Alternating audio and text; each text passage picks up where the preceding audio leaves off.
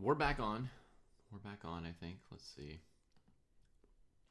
if my stream is back. No. Trying to turn the stream back on. There it is. Yeah.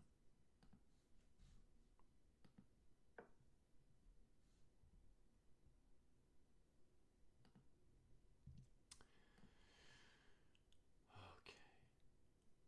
All right.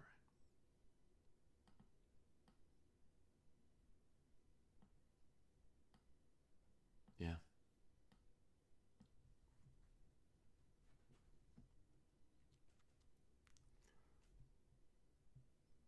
Well, they're among the favorites.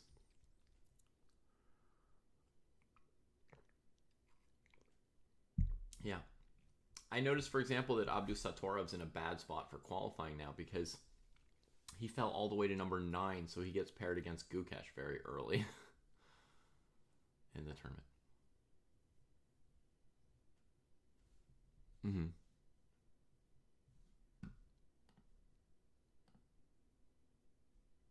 You can't hear Jesse now? My Jesse's been turned off?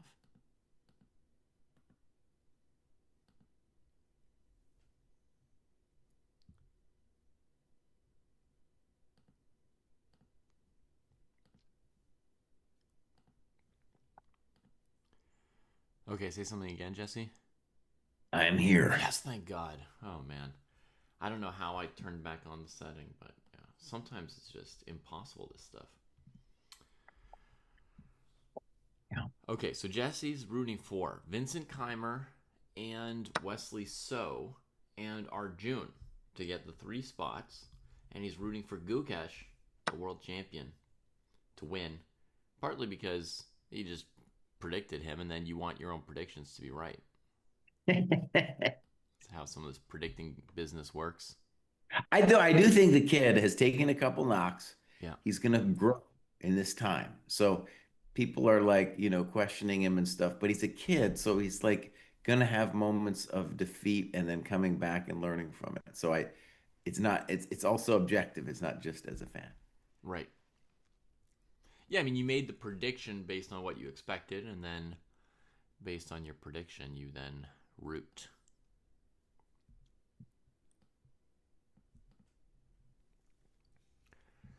Okay, so the biggest upset that I predicted this round in my bracket, Jesse, was I predicted Daneshvar to upset Ivan Saric. Okay. It was a somewhat random prediction. There's nothing particularly, vulnerable about Ivan Saric, who's been as high as 2,700. Daneshvar is having trouble making a breakthrough beyond 2,600. He's been 2,600 0-0 for a year.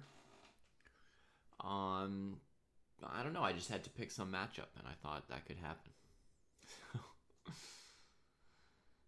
But basically, I'm not expecting any huge upsets this round. The favorites are, playing down by 200 points in general.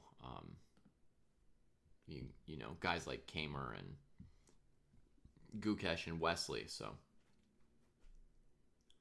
should I turn down Jesse's volume a little bit now that I turned it up so much? Sure, I can do that. Um, yeah, the tournament has so many contestants who each have their chances. It's very hard to overall predict it, but we played the game anyway. Is there any opening that's particularly interesting to you, Jesse, as Ivanchuk plays f4 here? Um, there's all kinds of openings that are interesting to me. But I think there's two players that are not going to win this event. One might actually, but that I'm kind of watching. And one, when we made our top 10, I had no idea who this Aravind dude was. Mm-hmm. He since fell out of the top 10, but I've never watched him play at all. So Okay. that guy's getting his first, I think, really big chance. Um, and he is, playing now. Also, Faustino, dude, who crushed, dude, he adopted uh Hello Kostya 11-0 in a blitz match Yeah. just like a couple days ago. Kostya didn't say anything about it. And when he didn't say anything about it, I knew that it was a complete adoption. I looked it up. uh, yeah, I would have not accepted that match, by the way. Oh yeah, come on, you're gonna have a chance to play this kid for sure. You would take the match? I mean, it's just for fun. What is fun about losing 11 games in a row? Do To an do 11-year tell. old. To an 11 to a 12-year-old. So Faustino is playing Vidit right now. So that's also something I want to kind of keep an eye out on. I'm sorry, Sweet Blues. I wasn't trying to be anti-Croatians. I actually met a Croatian chess player a week ago. He was really, really wonderful, lovely guy. I'm totally in favor of Croatia. Um, but those are just the predictions I made. I mean, so one thing that Burkic and Saric have in common, Sweet Blues, is that they each went up against somebody from my junior team, right? So Oro was on my junior team. I predicted him for the upset against Burkic last round, and Dineshvar is on my junior team, so I predict his upset of Saric this round. I gotta believe in my kids. I do have the Vidit game somewhere here, Jesse, already up. Vidit against Oro. Good lord, Vidit's down more than 30 minutes on the clock, 7 moves in. Yeah. Too much meditation. Too much meditation, folks. you know. I mean, there's, centering yourself for 5 minutes before a game, and then there's going on a Vipassana retreat mid-tournament. And this is too much.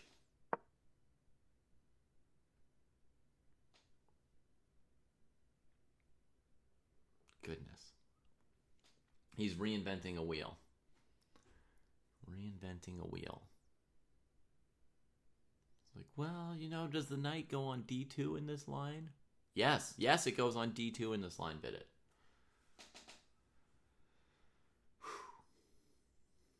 Vidit always plays slowly. He will be fine.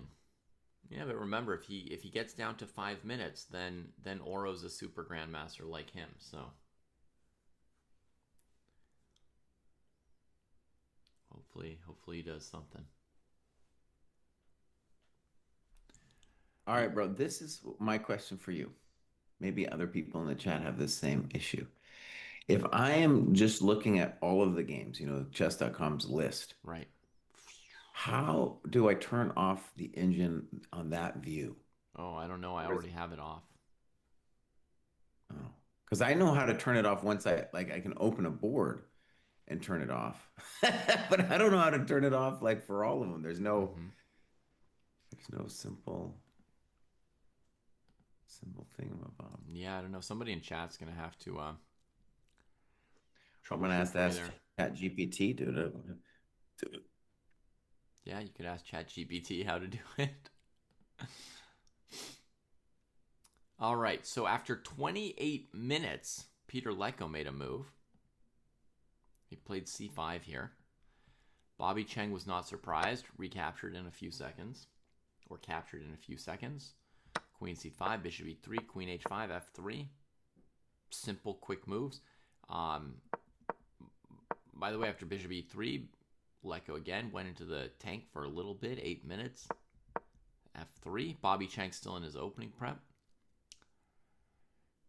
And Lecko still getting his bearings.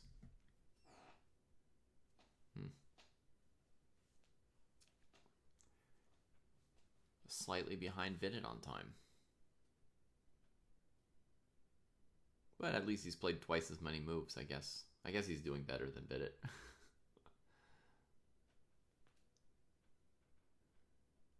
Hayden says that if you turn it off in a single game and then you go back to the list of games, Jesse, and like reload that page, the engine should be off. You shouldn't see bars on all the games there. Okay.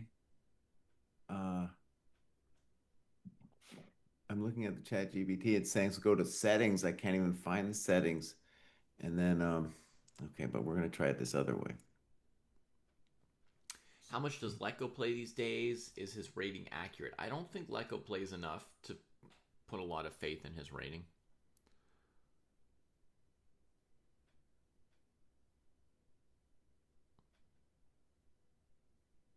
Okay, that is the way. You got to go do one game and then come back. Correct. Nice. So thank you to Hayden for the tech support. And thanks to Greg for sharing this interesting and fun fact with us, folks. Geary played Oro a month ago in a 4-game rapid match, beat him 3.5 out of 4. So Oro's not yet a super GM in rapid chess, only in blitz for now. So I want to say a couple things about this Peter Leko position. Mm-hmm. So ultimately, I think Peter Lako's not the one I want to look at because he has no chance of winning this thing. But move 11, if you go back a little touch. So this is a very well-known position, and I got cranked here by Jan Elvist back in the day. And on move 11 is where Leko tanks for 28 minutes, and conceivably he just doesn't know what's going on. But he plays c5, and I believe that was the move I played against Elvis too. And the interesting thing is, if you first just look at the position, it looks like black maybe should be better. Just on first glance, you're like, maybe black should be better here, right? But the problem is it's going to be a bishops of opposite color situation, and white is going to be able to really grip the dark squares. And so the correct move is not c5, or at least this is what I remember. I'm not looking at the engine or anything. The correct move is to play e5 to open up the bishop and try to get immediate play before white can consolidate. That's also an interesting position, maybe roughly equal or something like that. Then after c5, we get this thing that happens in the game where I'm pretty sure the position on the board is the same thing I had against Elvis, where it looks fine for white, but actually the dark squares are all messed up. Yeah. This is the kind of position, by the way, that I think the old timers, like let's say like Elvis, could play much better than a lot of the super GMs today because they specialize not in calculation, but in understanding how to work positions like this. Mm-hmm. Remember when we watched Arjun? It was like it was an isolated queen pawn position with Arjun and Gukesh, and we were just like, wait a second. Oh yeah, there was a game that happened, and it was an Ulf game, Mm-hmm. Ulf Anderson game, and we kind of played down that road, and we were like, God damn, Ulf understood that position. And Yeah. then we watched them play it, and they're like, nope, these people have no clue how to play this position, man. Yeah, although some of their moves that seemed weird, then we later checked with engines, and some of their moves were very good as well. It was a mix. Yeah, I thought it was pretty bad. pretty bad. Okay, what Elvis, what Leiko's doing here looks very logical to me. Just throw the pawn straight at the f3 pawn, even if it's a pawn sack, right? Just loosen the light squares. Mm. Mhm. Looks very logical.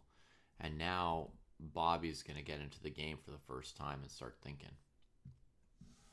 So yeah, I would say I don't know how well Bobby knows this, but I think this is already better for white, and the problem is it's just so hard to actually do anything to white. White has to be careful, but yeah, it's already a little bit griefy. Yeah. Probably queen a4, but you can do other moves too. Elvis put his queen on a3 in our game.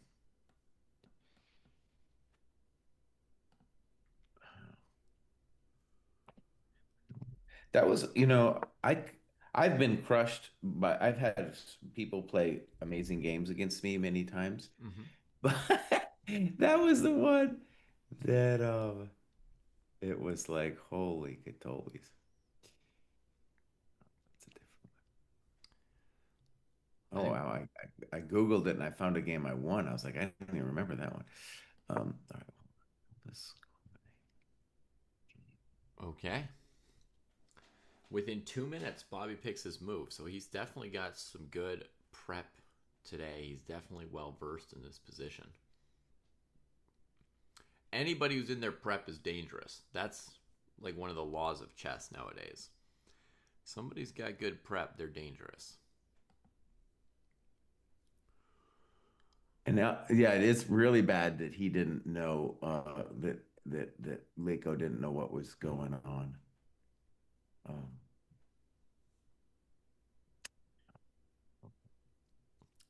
So with this move, he's maybe trying to prevent e4.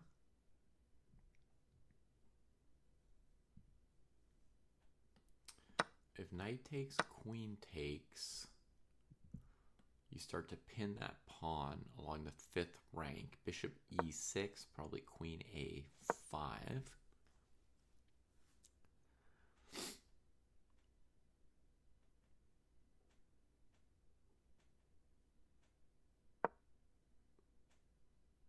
Yeah, black still has some figuring out to do in that position.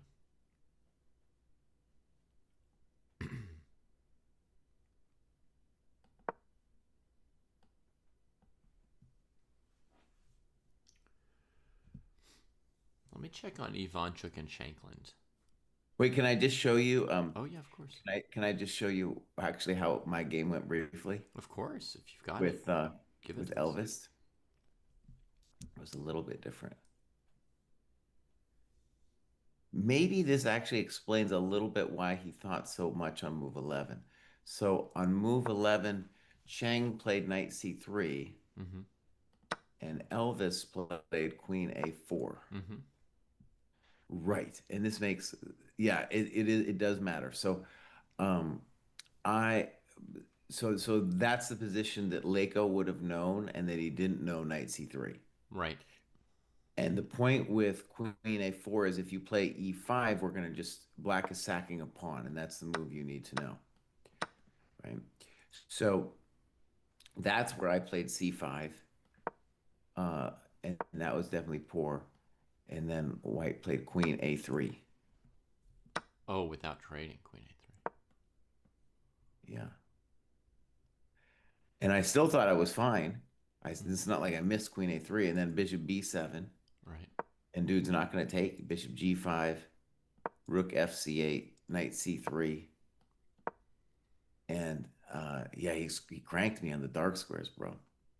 Why not? Cranked Why not just play h6 instead of what? at this point here after? Okay. Uh, I played um I played h6 would just be he's gonna take it. I played queen d7, got out of the pin. Bishop takes, pawn takes, bishop f6, cd4. No, no, not gf, cd4. So you go back a second. So cd4, Wow. bishop d4,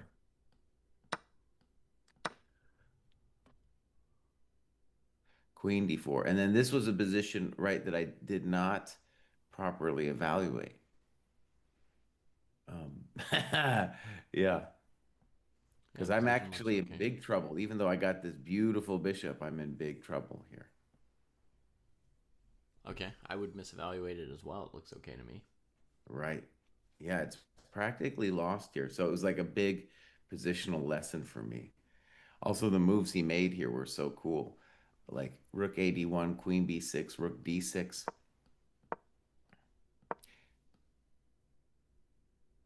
um, bishop c6.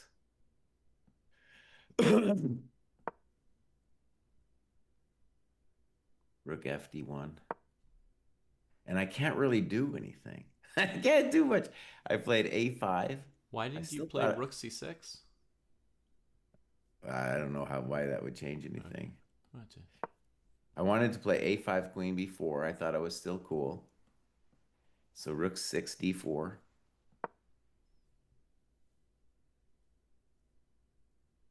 Queen B4. Yeah, this is I still thought it was fine. It looks like I'm fine, right? Mm-hmm. Still looks okay. Yeah. All right, white to play. Oh, the nice positional move, bro. Okay. Knight B1. Knight B1. There you go, buddy. Yeah. I played bishop D5. I still was like, I'm back. Maybe I'm not so bad. Queen C3. Mm-hmm. Maybe. This is a dark square working, bro. This is the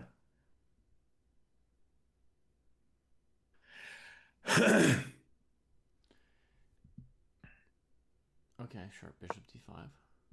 Queen C3. Queen C3. Rook A B8. Mm-hmm. Rook 1 D2.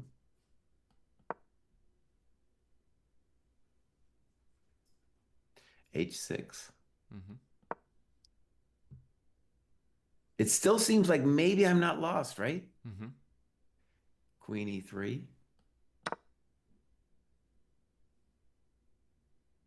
Mm. Dark squares, bro. Dark squares. This game was a masterpiece. Yeah. Queen A3, Knight B1, Queen C3, Queen E3. Yeah. uh, Bishop A8. I don't know what to do. I see He's this. playing I Knight see C3 the next. milk going bad here. Milk has gone bad, dude. Knight C3. Yeah. Look at how powerful that knight is on the dark square flat. Queen B7. I didn't know what to It's do. funny it Now had I'm to go to making. B1 just to rescue that queen on A3, but it did want to be on C3. Yeah. The game's almost over. Then we go back to the real thing. Queen B7, F3. So that was part of the whole white setup. We're seeing that in the Bobby Cheng game too. Yeah. There's absolutely one want that pawn on F3. I go back to Queen B4 like a chump. I don't know what to do. Yeah. King G2, Queen B6, Queen E5, more dark squares. And now I blunder, but I think it's lost. Don't tell me you played queen C5. No, I blundered with Rook D8. Rook D8. Yeah. And then he just played Knight A4 and I can throw it in. Oof. Yeah. So, anyways, it was good that I looked it up though, because in our game with move 11, it was Queen A4 was the ancient move. Mm-hmm. And Bobby Chang played Knight C3, and that was and I get it. The reason you play, you would think, or at least the old timers thought Queen A4 was necessary, was because if Black's going to get in E5, you want them to pay for it. Mm-hmm. Whereas in this game, Knight C3, we're not asking Black to pay the price of a pawn to get E5 in. All right. So And he could have done there's all kinds of moves too that are available to Black. He could have played Rook D8. There was a C5. I'm sure E5 was also a thing. yeah, You know, all that stuff. and he thought about all of them. He thought about all of them. 28 and a half minutes, a third of his time on one move. Knight D5 from Bobby Chang. Trades those off. Bishop E6 played, and Queen E4. Yeah, he's playing super fast. An hour and 33 on the clock. That does mean that Lyko probably hasn't played anything too terrible, right? Like, if your opponent's playing instantly, you're playing something in the top engine moves.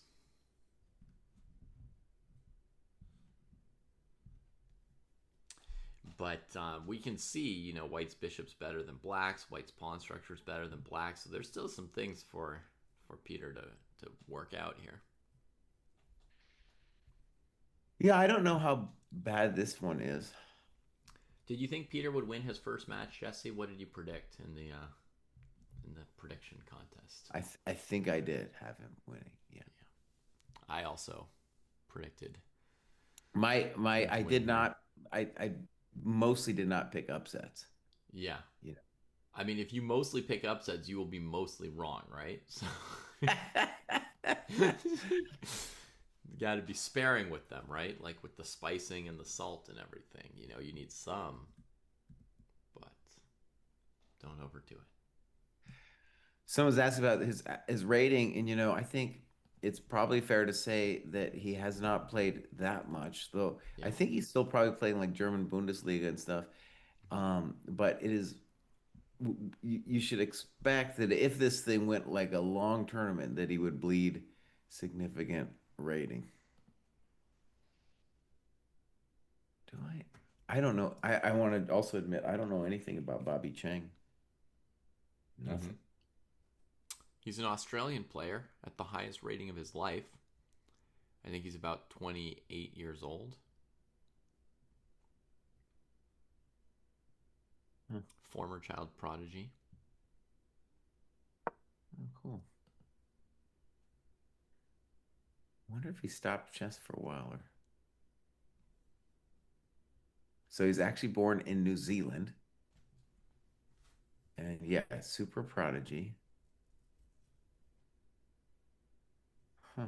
So I think, one thing too about that, imagine now you're 28, you haven't reached 2600 yet. Um, and your life is probably not what you hoped it to be, right? How do you keep hope alive if you haven't made 2,600? Yeah, dude. I mean, it's probably, when you're, yeah. Anyways, it seems like he's continued to just play chess even though he didn't make it or anything like that. Probably, I mean, he's probably when you're Australian number one, you've got to have like there's some perks there for your life, so it's not so terrible.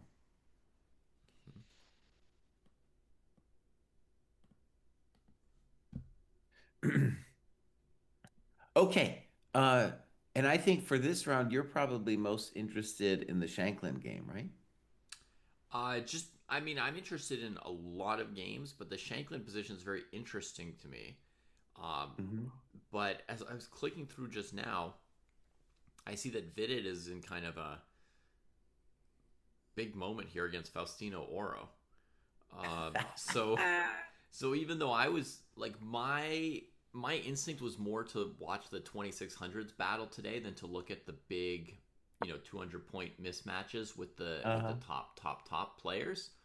Yeah. Like I love Gukesh, but probably cooking his opponent today. um so I wasn't gonna look at many of the big names yet until next round.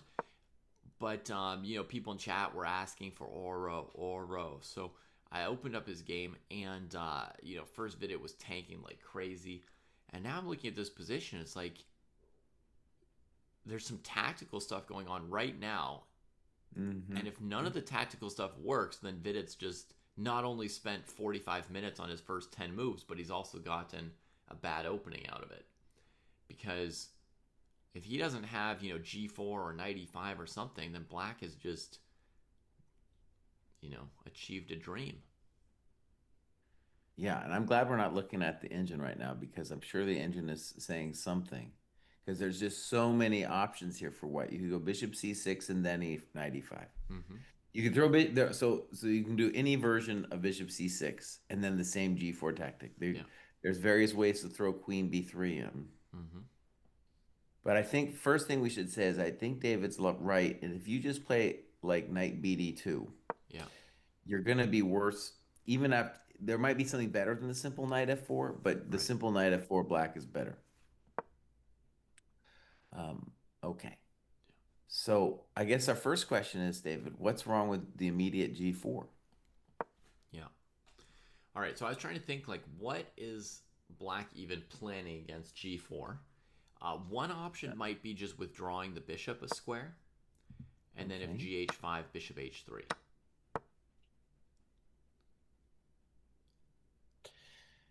But after bishop h3, are we really threatening anything? Well, I think we're really Well, no, maybe not really threatening anything. No. I was thinking we've got sort of three-ish half threats. We've got the idea of going bishop back to g4. We've got the idea of playing queen to d7 or queen to e8 and bringing our queen that way. And we've got the idea of taking on f1. So like if you play king h2, then we'll take on f1. I think. With this. So I guess white would probably play knight bd2. Yeah. Yeah? Yeah. Okay, now let's say I play queen e8 in response to that.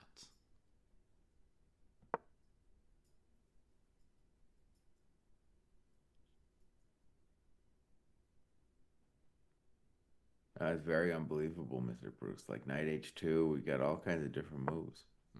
Knight h2.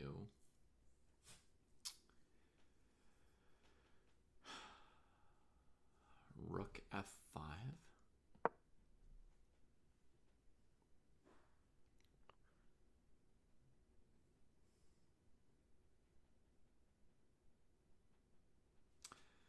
If you never take time out for rook e1, I won't be down much material, right? Like I could take on f1 and take on h5 and...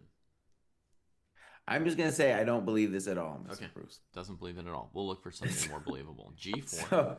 But this is actually a really cool thing for us to think about, though, because poor Vidit is playing this 11-year-old and has to calculate all these G4s, and it's not immediately obvious what's wrong with G4. And maybe there's nothing wrong with G4. Okay, other moves other than bishop e6 here.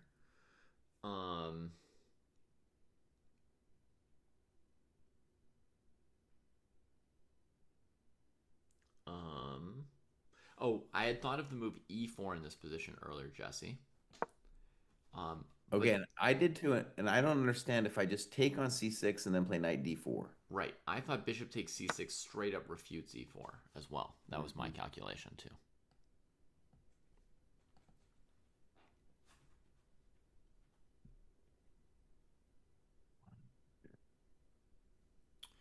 Basically, if ef3, bishop f3, and the pieces are still dying, it seems. And if pawn takes c6, knight d4, and the pieces are dying. So I thought that's straight up refuted. I feel like we must be missing something obvious, David, right? Does it feel like we're just jerks here, not able to see what the problem of G4 is? I mean, I don't know. It's a complicated situation. Maybe bishop g6. First of all, it looks uncomplicated. It looks like white is just winning. Yeah, it does. Well, with a little bit of a mess, with a little bit of a mess. How about bishop g6 to h5, Jesse? Do you have any? I was looking at it, but I don't see it because he can always check on b3 and then we're out.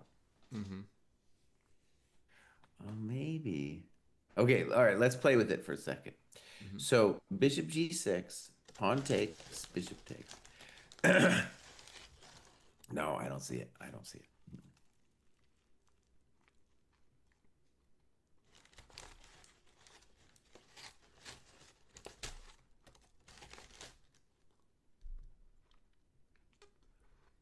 Like if I was going to go down this road as black, this would be like just desperation.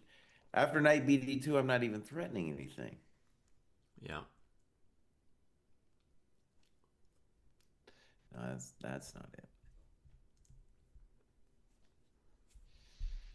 Oh man, what are we missing, Bows?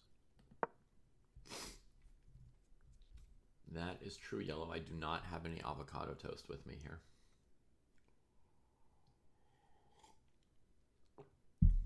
I can't make any real food in the kitchen at this hour because my family will wake up if you make even the tiniest sound.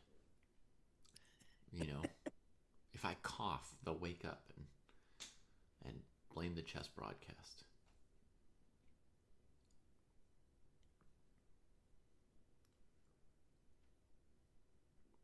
So I gotta be real careful.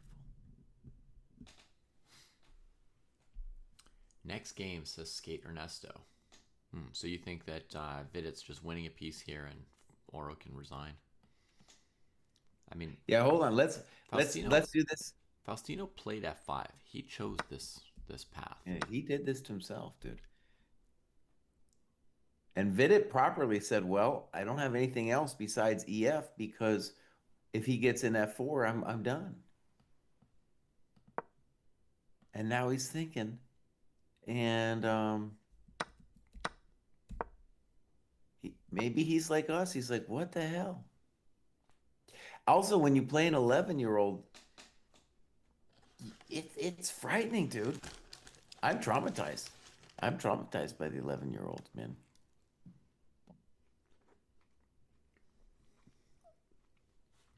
What's the youngest player you've ever lost to in a tournament, Jesse? Good question. I lost to some young Indian when they're the young Indian kids, dude. You can't even tell how young they are Mm. because they look like they're infants. They look like they're infants, dude. But so I've lost to some very young Indian kids, dude. Mm. Yeah. Sometimes you can look them up later and see what their rating and age I'm was. sure I could look them up. Yeah. But definitely some young kids. The two youngest players I've ever lost to were 12, which is Faustino's current age. Oh, I thought, oh, but it's a recent birthday because I remember he was 11 just a half a second ago. Mm-hmm. Yeah.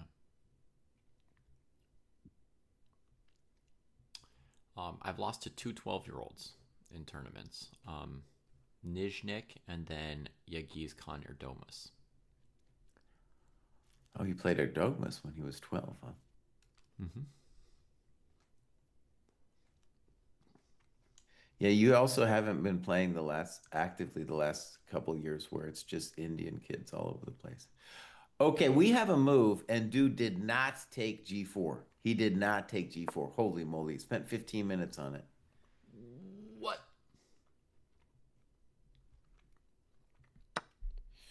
So, what we have to say is now it's not just that I like the black position better, but also that the time advantage is very real. Like that's a real one right there, buddy. Oh, yeah. And you just won a huge exchange of confidence, right? Like you allowed this G4 move and your opponent backed away from it. And I don't obviously when from a distance he didn't believe it either, because he wouldn't have,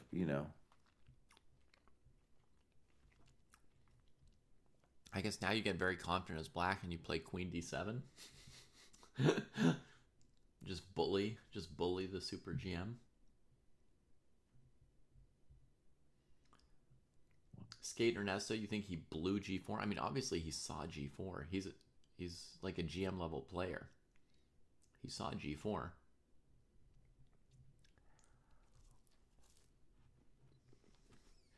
Yeah, so I'm gonna go ahead and say there was some freaky ideas for black that were had to be computer based because it's no like simple like wham bam tactic. It's more like it's got a long term compensation. All right, so Faustino is booked, dude, and booked in a pretty, I don't want to call it a random position, but like it didn't seem, God, why did I already thought a bunch on previous moves too, of course. Yeah, I don't think it could have all been direct prep, Jesse. It's a little too far. Well, I just want to admit something, David. In some moments, after the move is done, I'll look at the engine just to see because I'm like, am Mm-hmm. I a fool? Yeah. And I looked at it and I can tell you what it said. It is not obvious. It is not a human variation. Oh, you've already looked. Wow. Yeah. Hang on. We got a couple questions from Skate Ernesto. One is a very good question. One is not that obvious a question. So the first question is, you think a GM can't miss a fork? Correct. A GM thinking for half an hour can't miss a pawn fork on G4. Impossible. Literally impossible. Even if they were on a table in an ER getting shocked back to life, they would see G4. So There's no Well, way hold that on. either of them missed G4. Well, it's first of all, we know he's looking at G4, but also there is the famous story where Kasparov misses G4, G5, winning a piece against Yermolinsky. And his coach then called him G4 for like the next 5 years. Hey G4. Hey G4, how you doing? And here's the question for you, Jesse, which I think is a good question from Skate Ernesto. He asks, are you scared of kids because it's embarrassing to lose to them? Or are you scared of them because they're stronger than adults? Like, what's the general idea? Why are people scared of kids? For one, you play them and you have no idea how good they are. Number two, they often it's a hassle because you can if you beat them, you have to do it really almost entirely through positional means. So they're not going to give you anything tactically. They might not understand chess at all, okay? But let's say you get a positional advantage. Great, great. And now you have to finish them off without any of their dirty tricks hurting your soul. Mm-hmm. Now, David, I'm going to show you what the computer said.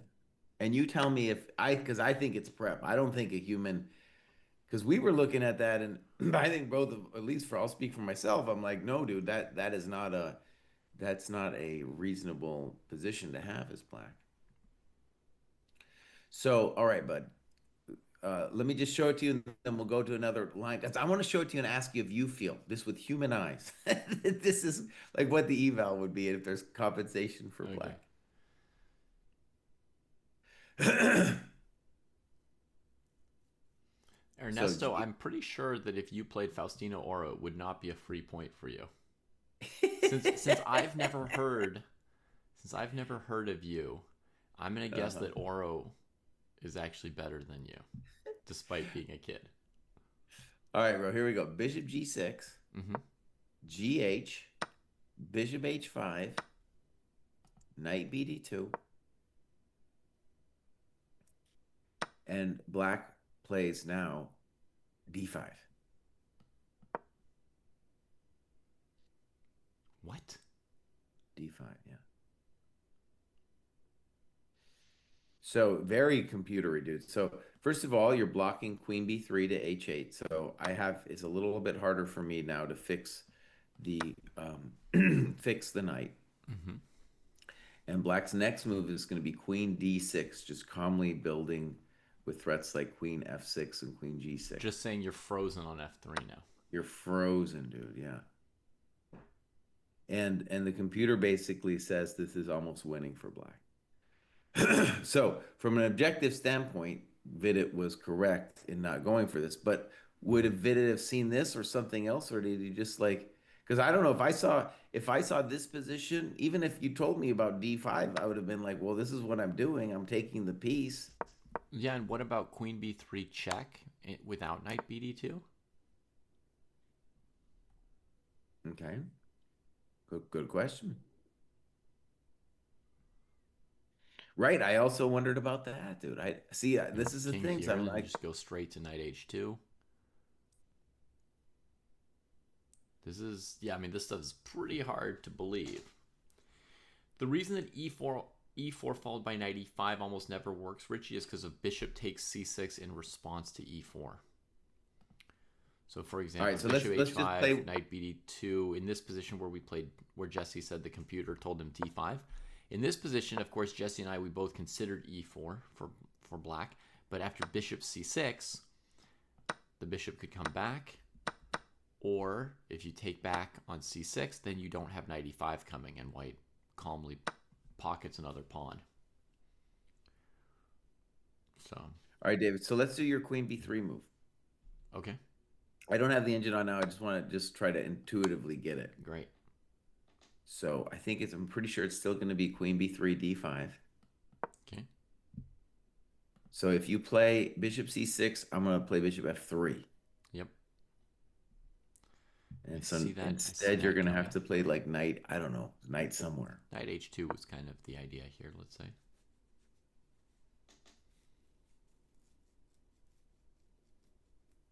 All right. Now I'm not 100%, but let's try Knight A5.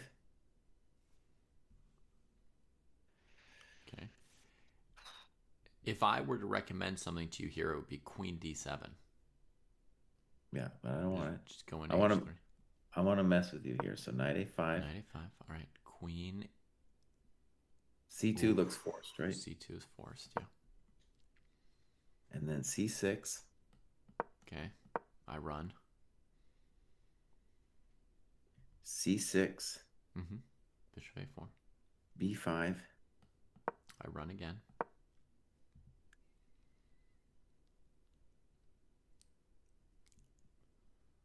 c5. What? He's playing all sides of this thing. Right? So the human intuition would be, dude, if I'm gonna sack on over there, I have to have some kind of kingside murder. Yeah. But here, what I'm saying is, you cannot. I don't think you can play knight d2 because I will win your bishop on e3 with c4 and then d4. So the most important thing I'm doing is I'm preventing knight d2. And of course, I'm looking to just look at that. I mean, it's a massive center. And I'm saying you can't move, buddy. You can't move, buddy. And then your move, queen d7, I can play that soon too. Yeah. Why not? Wow, this b5 c5 is insane.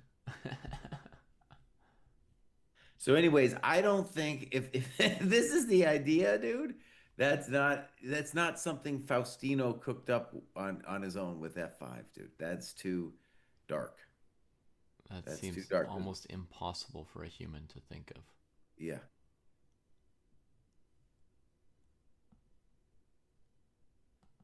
Gosh, and for Vidit to recognize.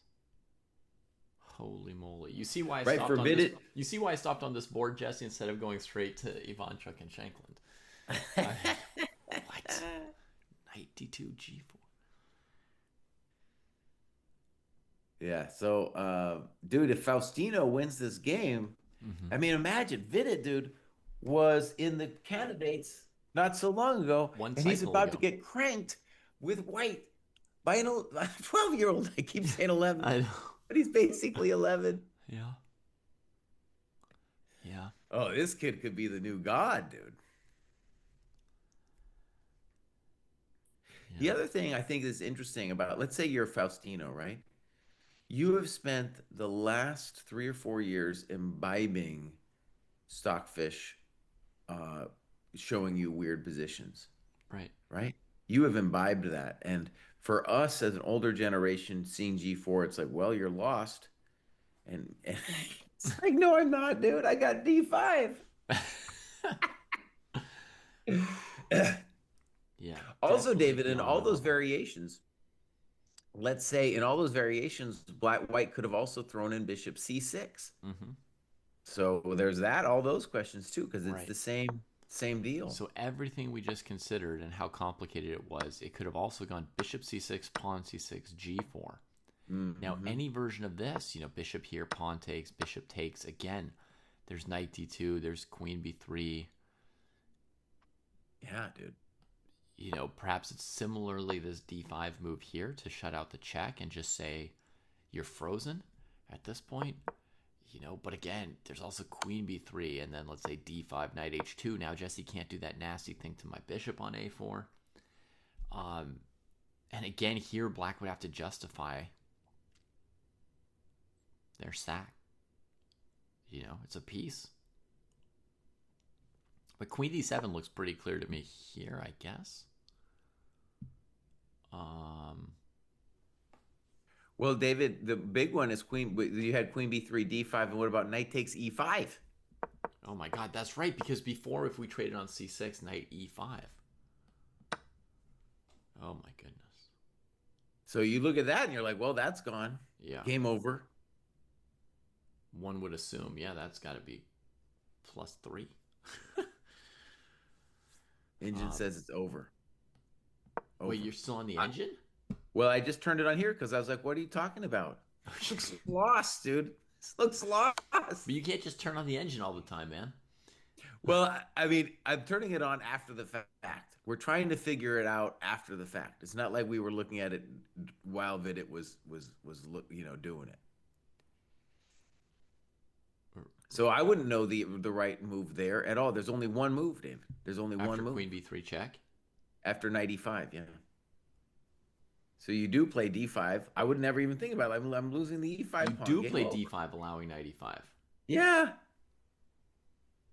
And Okay. then it's saying queen c8, black is winning. I don't know. I don't know. I don't understand, dude. That's not obvious.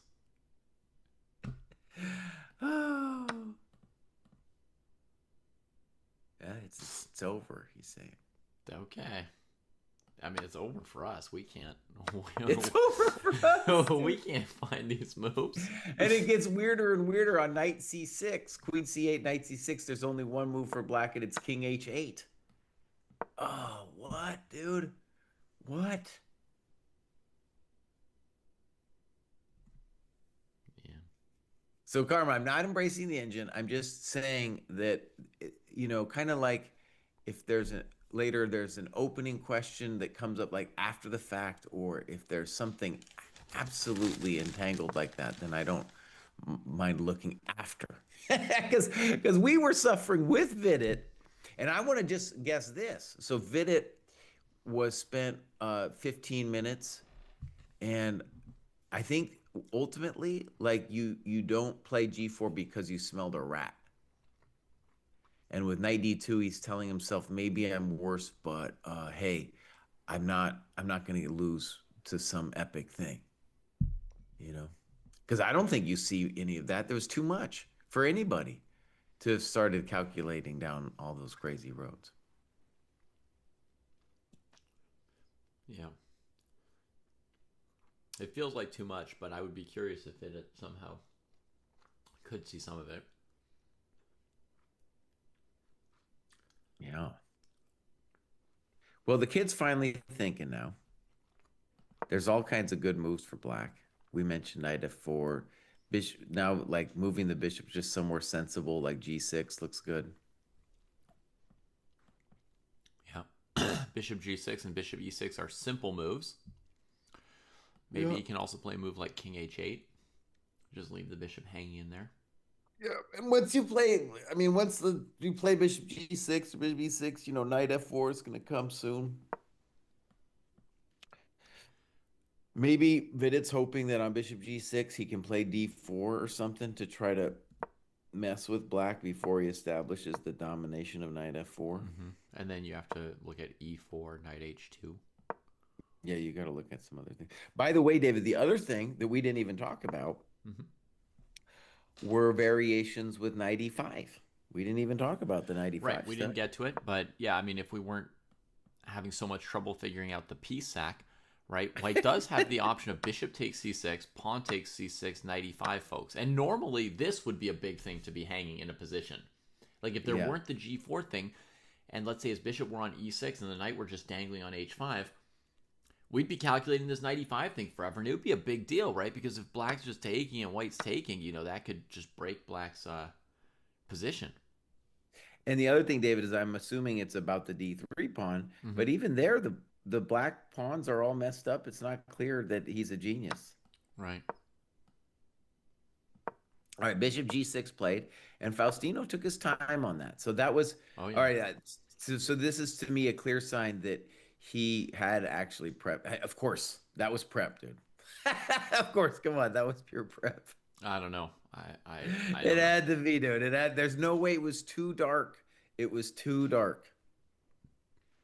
And also now he's thinking, suggests that, oh yeah, I needed to understand the crazy sack stuff. But hang on, if it were prep, I mean, knight d2 would be the most obvious move, and then you would just have your next move ready, no? No, I think, when you look at that position, you say to yourself, anything besides knight e5 or g4, and I'm better. And it's true, right? Maybe. I mean, people cut off their prep at different points, but yeah. I mean, in theory, if it's bad for white to play g4, then we could assume knight d2 is the top engine move. So even if you're not scared of knight bd2, I mean, you often like look at the top engine move and you decide, what's your next move. I don't know. I still I think don't. Faustino could have come up with this whole thing over the board without prep, Jesse. Okay, I do. I don't see it. I don't see it. It was too involved, dude. And he played it way too fast. There's no way. Come on, give me a break. There's no way that the idea, like if he had thought the 30 minutes before he played F5, then maybe Bubs. No, but he played F5 in 5 minutes. He Maybe was he'd just seen trying to something. remember his lines. Maybe he'd seen something similar somewhere else. I don't know, because six Maybe. minutes is also a little bit slow to play prep, right? I mean, Uh, Now, I do want to say that the position, it's not like it's lost for white. It's just worse. yeah, yeah. Um, so this is going to be like a huge moment for Vidit, dude. I mean, if he can, I guess we were saying from his perspective, he just wants to hold a draw. He might still win this thing. There'll still be some fireworks here for sure. Mistakes will be made. Why would Faustino play without prep? Well, why would anybody play without prep, right? I mean, almost every chess player wants to be playing with prep, right? But what happens is you can't prepare every single opening. You don't always guess what your opponent does, and so you don't always play with prep. I mean, this bishop g5 to e3 that Vidit played, the position's pretty standard up to here, right? But the bishop g5, bishop back to e3, that doesn't look particularly preppable, or it'd be hard to me, it's a little bit much to prepare for this exact position. Yeah, so what I'm gonna do actually is I'm gonna go, oh shoot. I'm gonna go put it into Dojo database and I'll upload this thing. We'll see what the how it's been looking with like different moves. So bishop g5 is by far it's a move, but most the main move, of course, is going to be castling there. Okay. Right. So already bishop g5 is uncommon right here. And then bishop e7 is the third most common, but he played that quickly. He spent 2 minutes on it. Castles. Now, this position you can imagine maybe transposing into something maybe he kind of sort of knows. But h3 is common. I mean, we're just the fact that Black's played bishop c5, bishop e7, I think is pretty unique that you would have this exact position from this exact move order. And knight h5 is the novelty. Everybody else played h6. So I think what we can say, though, right, is, okay, he thought for some on knight on f5, but I think you could argue that the whole thing doesn't make sense unless you can play f5, right? So knight h5 maybe doesn't make sense unless you can really play f5. Well, you could maybe play knight f4. But then you take, and then you've got, like, white will play d4 and dominate you. It's not the immediate f5. Yeah, I like that better for white, because that pawn on d4 is really cool. But yeah, it's not over or anything. I don't know, just at the surface level to a chump IM, it just looks like a position. Yeah.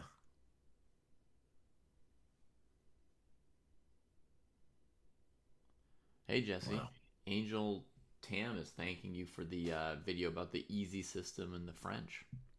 Nice, yeah. Thank you. Yeah. All right, so the dark arts, bishop g6 played. Vidit, 30 minutes left.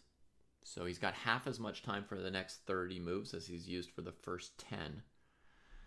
Our sensei eval, we're going to put on, I think we might stick with this game, actually, even though I didn't plan to, Jesse. But I would let's stick with this game. I would, if we want to adjust the sensei eval bar, I'm going to say minus 0.27.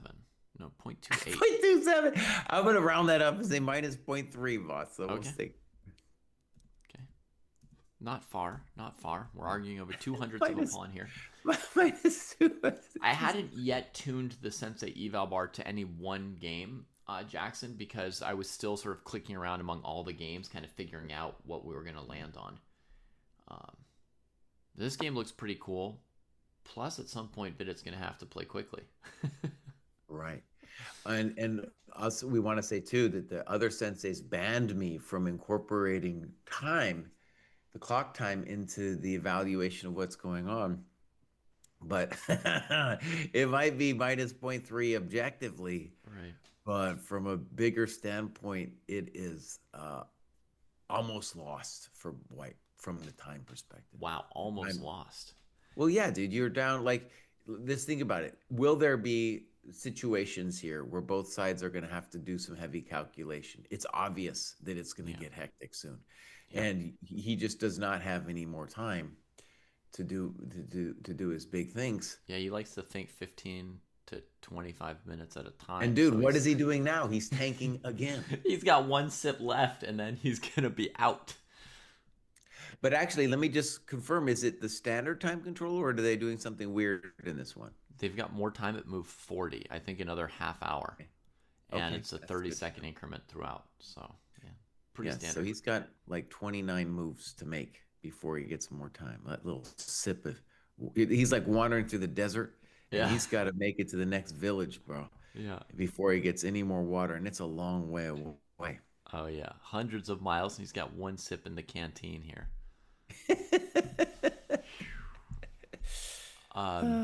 The other game, I definitely think D4 is the main candidate. Yeah. The other game that I'm excited about, and maybe we can leave it for like 5 minutes and then come back to him. But the other game I'm excited about is this Shanklin versus Ivanchuk game, and man, they played some intense stuff. I mean, while Vidit was mulling over whether or not to take that piece with G4, these guys almost played half a chess game.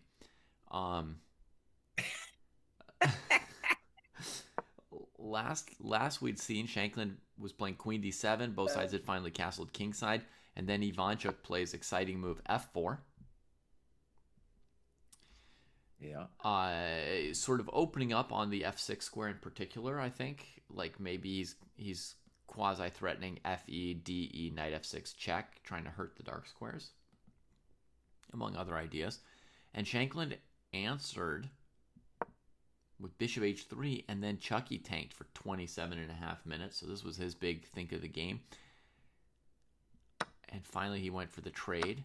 And then once he did, some of the moves come fast and furious. He makes trade after trade after trade, resolving the position. And now he's going after Shanklin's dubious pawn on C5 he's left him with, right? So I guess another idea of F4 was that he could isolate that C5 pawn with FE. Right. And that pawn on C5 looks nearly terminal because white's got knight E4 coming as well. If they need to put more pressure on it, the C4 square is well controlled. So Shanky's pawn is more or less dead. As compensation for that, Chuck's king is a little bit loose. His D3 and E3 pawns are a little bit loose. So Shanklin potentially could lose the pawn without necessarily losing the game. His move was rook C6, defending the pawn for now. And Ivanchuk thinking again. I mean, knight E4 would be his obvious move. Rook AC1, an option. You have any instinct on the isolated pawn versus the little loosenesses in white's camp? It definitely looks like white is better. Okay. The queen on H3, nobody knows what's going on with her. And it's like white has the jump here, right? Because black would want to play against either D3 or E3, but it's going to take a momentito to get it organized. Now, I assume it's actually E3 that we want to play against because the knight on E7 can't go after D3, can only go after E3. So I think you're totally right that Ivanchuk is thinking about knight E4 now. My instinct, Jesse, and I know like the timing is obviously going to be very important, right? Who's got the jump, as you say, right? Who starts tying who down to what first. Who down? That's like a hoedown. Who down to what first? Um, but my instinct is that white has so many loose spots that black could potentially even lose the pawn on c5 and still get enough play to keep the game close to equal. Yeah. Um, And I think part of it strategically for white is not just to win the pawn, but by winning the pawn to free the bishop mhm, to get squares. right. And also his rook is about to go to c1, so you're also like activating the rook that way. Yeah.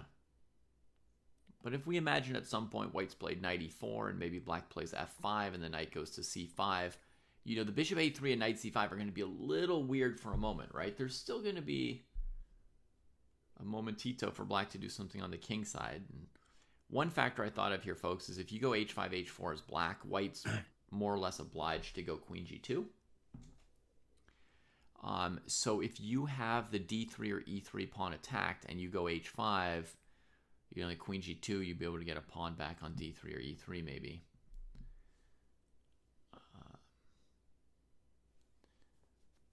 So one thing, David, I get out of watching the higher games higher than me is in a position like this, if I was white and I had 30 minutes left, I would definitely play knight e4 quickly.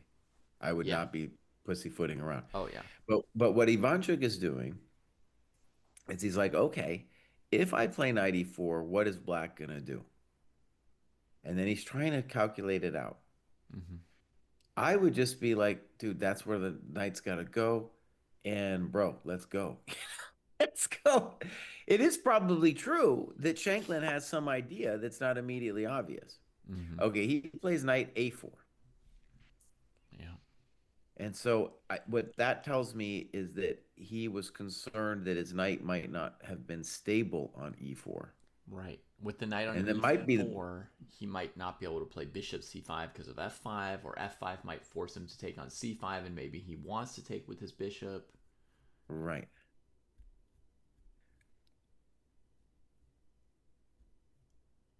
Huh, okay.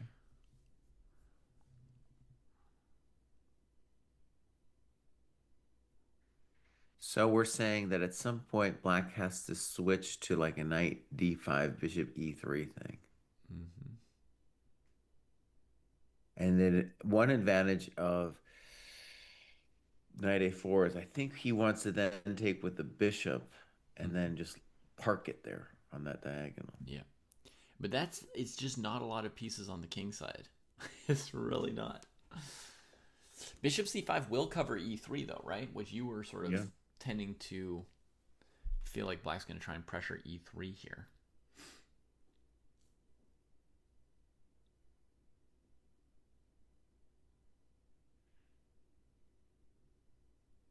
The bummer is too for black. It's like, let's say I play knight d5 and bishop h6, and white just plays rook fe1. Well, then what do I do next? All right, sorry, say that again. So if you just give black two moves, like knight Mm-hmm. d5, bishop h6, we're going to play rook fe1, and then the question is, well, what are you going to do after that? As black? As black, yeah. As black, yeah. If you had time, you play f5, f4, but this is where it's like getting kind of spooky. Right. I was thinking my knight would go to f5, not d5, Jesse. Okay. And so one thing I can do then is I can just take on g3 at some point. Mm.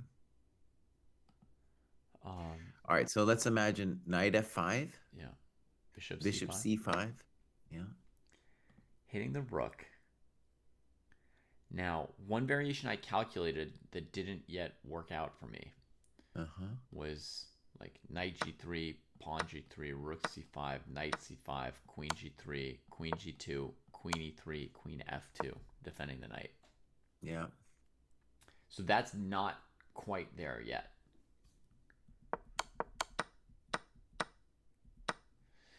So I might need to just play rook d8. Like I'm super calm and I just don't care about my pawn. Hmm. All right, so knight f5, bishop c5, rook d8.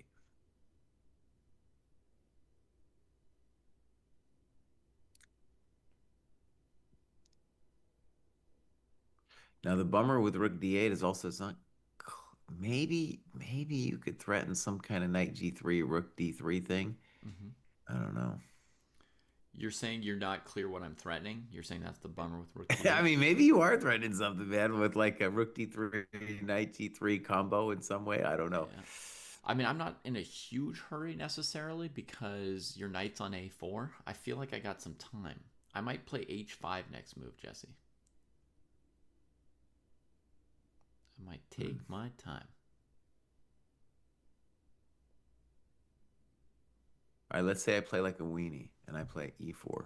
e4. Man, that was weenie. All right, I'll take on g3. Pawn takes. And notice, folks, I'm playing that move quickly, not because I was calculating stuff, right? Just because sometimes you just got to do what you got to do. That's all.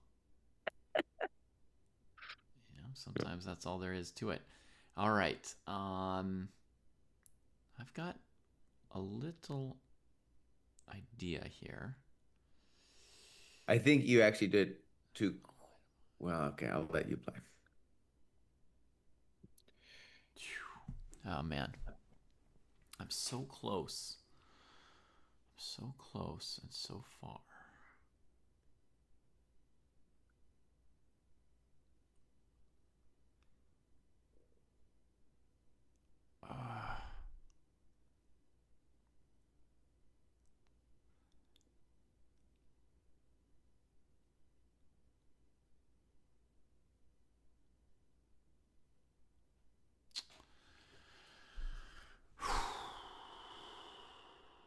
I don't think that was it, bud. Ay, ay, ay.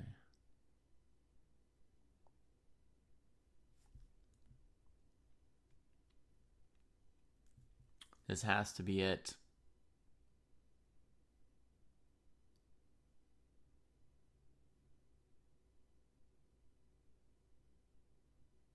What am I down? A knight for 0 pawns?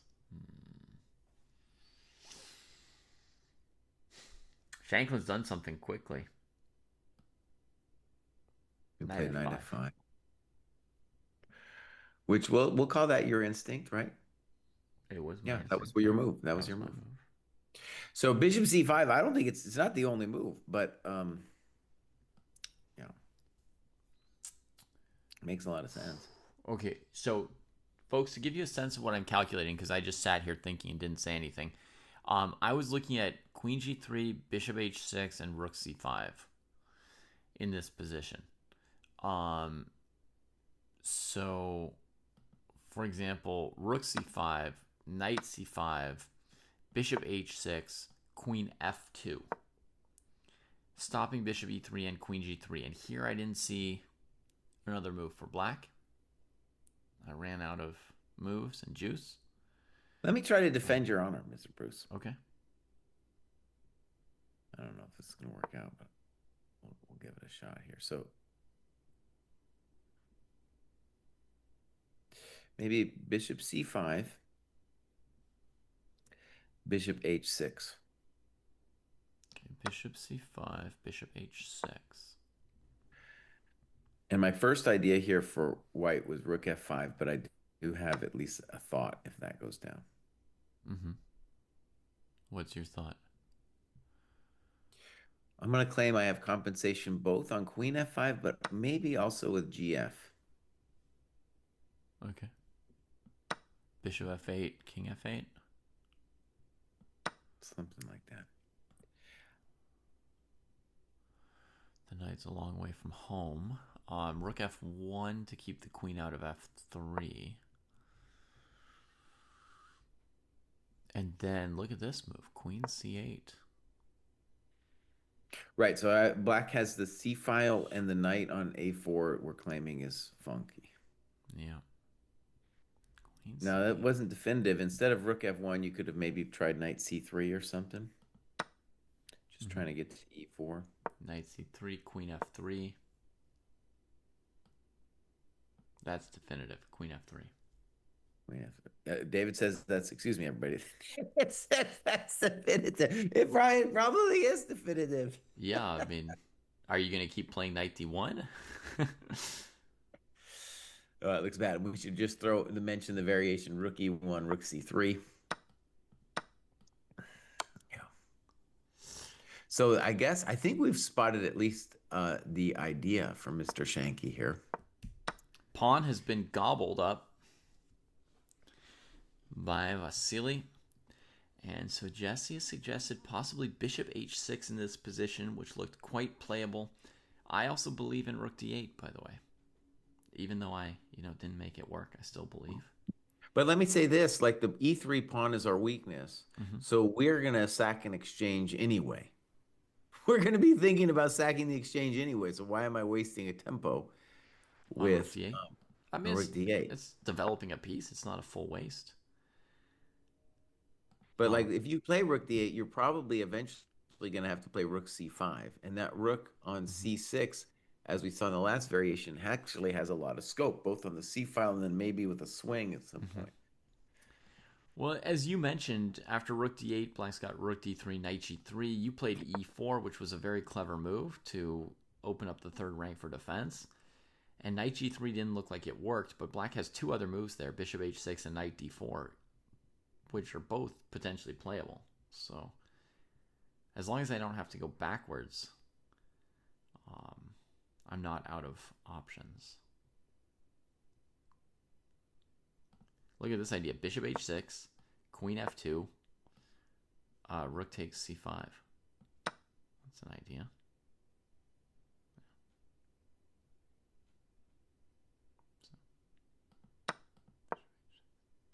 Anyway, we'll see. Bishop c5 has been played, so Shanklin's going to do something in a moment. Rook fc8. Rook fc8, Jesse.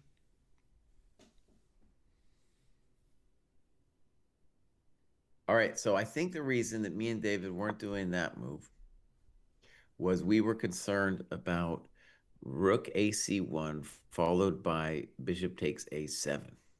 I wasn't worrying about the a7 pawn. It's not the a7 pawn that I'm worried about, but I'm worried for black that if I take on a7, my bishop gets to stay on that beautiful diagonal. Yeah. I mean, so the philosophy is you must crack my dark square bishop or else there's nothing for you. Right.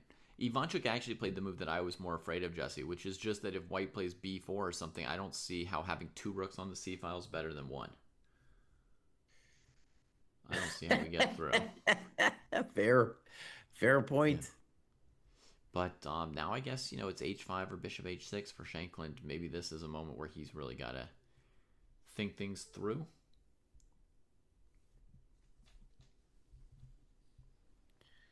This is one of, I feel like, I don't know if it's fair to call it one of his biggest games in his career, but let's call it his later career where he suffered some setbacks. He really needs a little love. And he needs to find it in a game like this.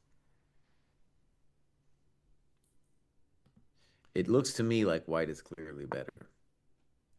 That's what it looks like to me.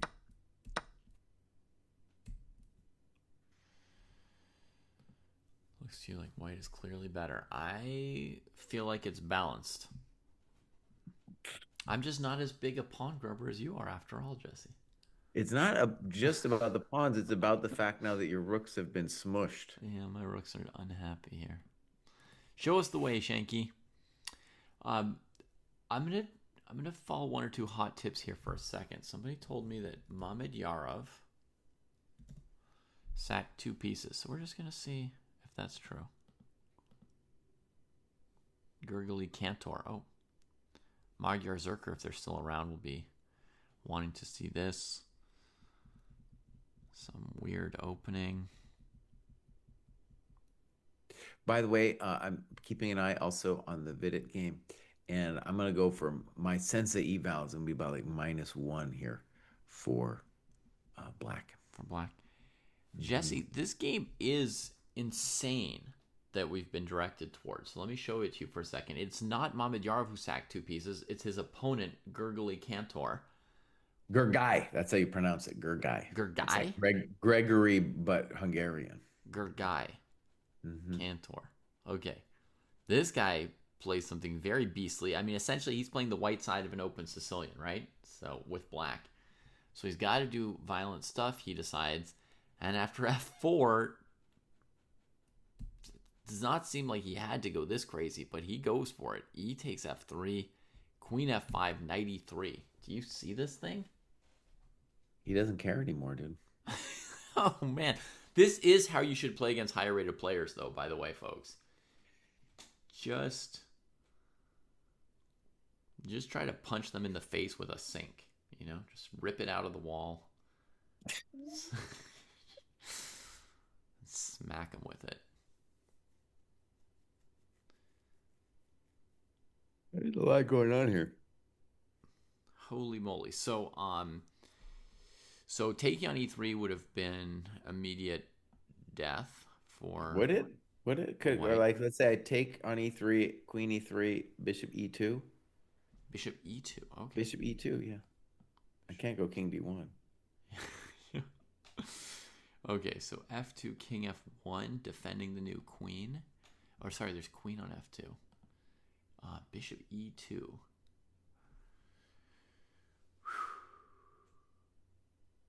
So my dirty trick is if fg, I have queen g4. FG, queen g4 is Jesse's dream. Oh my goodness. Wow. Okay, let's play a simpler move for black. Let's take on e2. All right, and knight e2.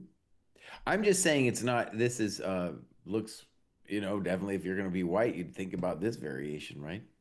Mm-hmm. There's also knight e2 instead of bishop e2. I hadn't even looked at that. Mm-hmm. Wow. And there's something like queen g4. I could also play queen f3 first if for whatever reason I thought that was better. Yeah. Absolute madness in this game.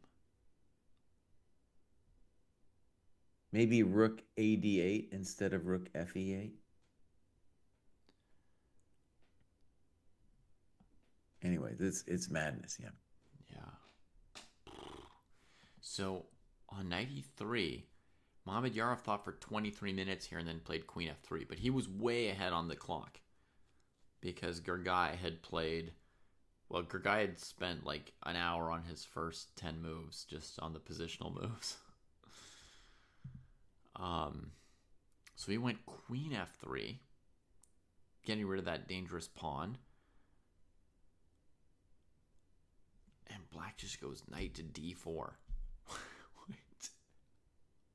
Wow, dude. Knight d4. Taste these nuts. What on earth? White takes it, plays queen h4 check. Wow, dude. I suppose he's anticipating g3 with the plan of, I don't know, queen d4, pawn takes knight. There's also, in addition to g3, there's also queen f2. Something like this. Maybe try and get 3 pass pawns on the queen side while white's developing or something. Jesse says there's also queen f2 right there. This looks fine for black. But queen f2, queen d4 is at least as good as against g3, I think. Well, okay, because right. So we're saying, yeah, okay, that makes sense to me. That's no bueno. Not helpful there. I guess king e2 is a candidate move, right? Getting out of check on a1 at some point. But queen d4, pawn takes knight, queen b2 check is kind of the same thing. Yeah, it's the same deal, yeah. Plus, black could just take on a1 and say the king's not very good on e2. You were right about Shanklin. He played h5. Mm-hmm. Yeah. Yeah, I still think white is clearly better there. Rook e1 comes quickly. So I guess the idea there was that if white played queen g2, Shanklin would trade on c5, and go knight e3. So white. There's also the idea of e4. So white goes rook e1. So that defends e3, which prepares to answer h4 with queen g2. Potentially. I haven't calculated it. And it also gets out of that move e4 in some line. And, I mean, black's other idea is bishop h6, so we defend e3 in advance. This is where I want the rook on d8 instead of c8, you know? Yeah, word. In fact, if you were just look at this position and say, well, what should black do? It's probably rook d8. Yeah.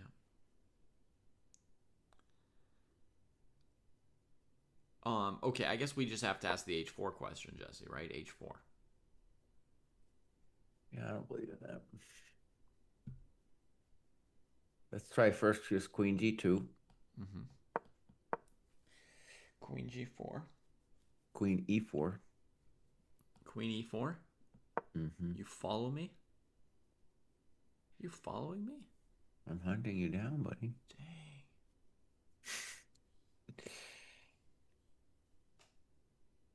Now, maybe you could take him 96 and try to survive that. I don't know. I haven't looked at it yet.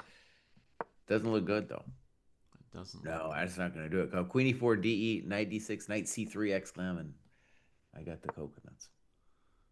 And I got the coconuts. Yeah, good call, Jesse. You got the coconuts. Or bishop c5, knight c5. That's also a good move. Yeah, black's in trouble. Mm-hmm. Okay, queen g4, queen e4. Ay, ay, ay. Chasing the coconuts. Okay, queen g5.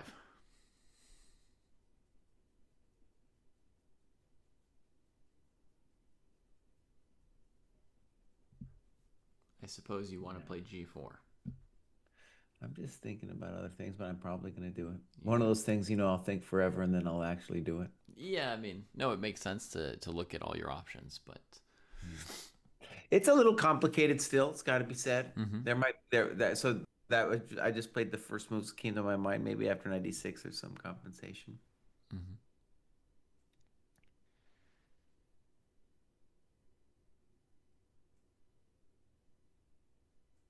But I think you're right that h4.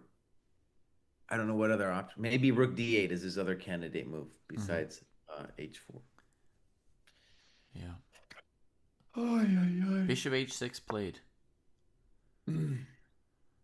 Okay, so he's still trying to keep the queen off g2, right? With the idea of taking on c5 and taking on e3. So he's just building up that pressure for one more move there.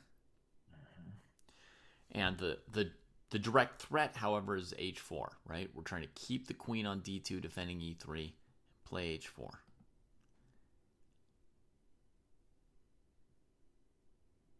Yeah. Shanky Panky's been playing a lot of King's Indian defense lately, Jesse.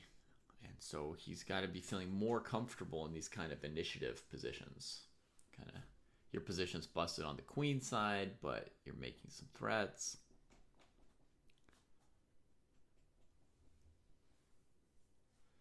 Oh, by the way, do you have to get kids to school this morning? No. No. Mm-mm. Okay.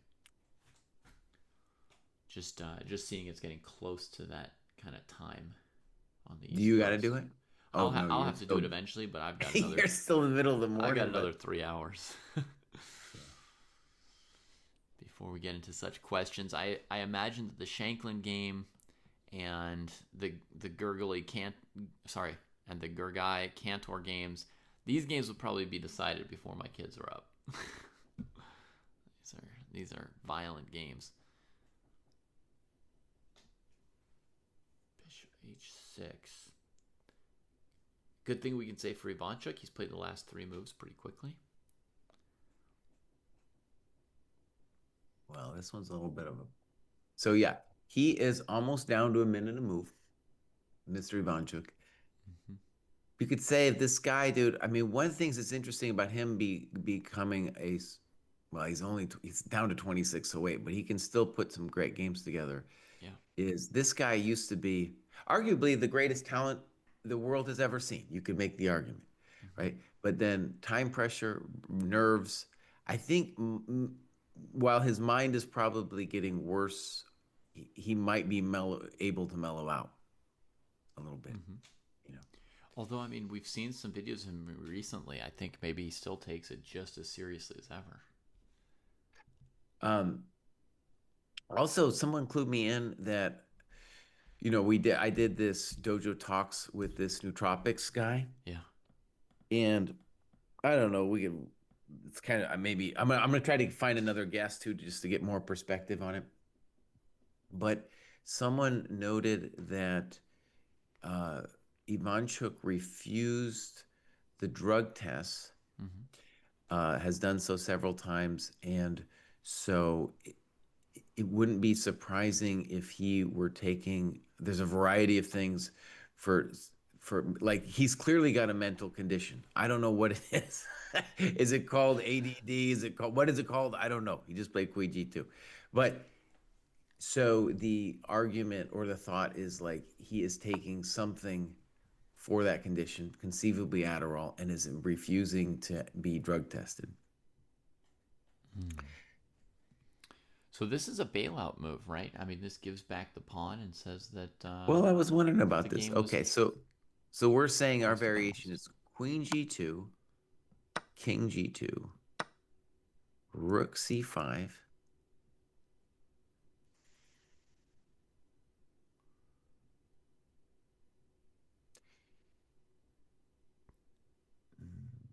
Knight C5, Knight E3. Yeah, it seems like black is fine.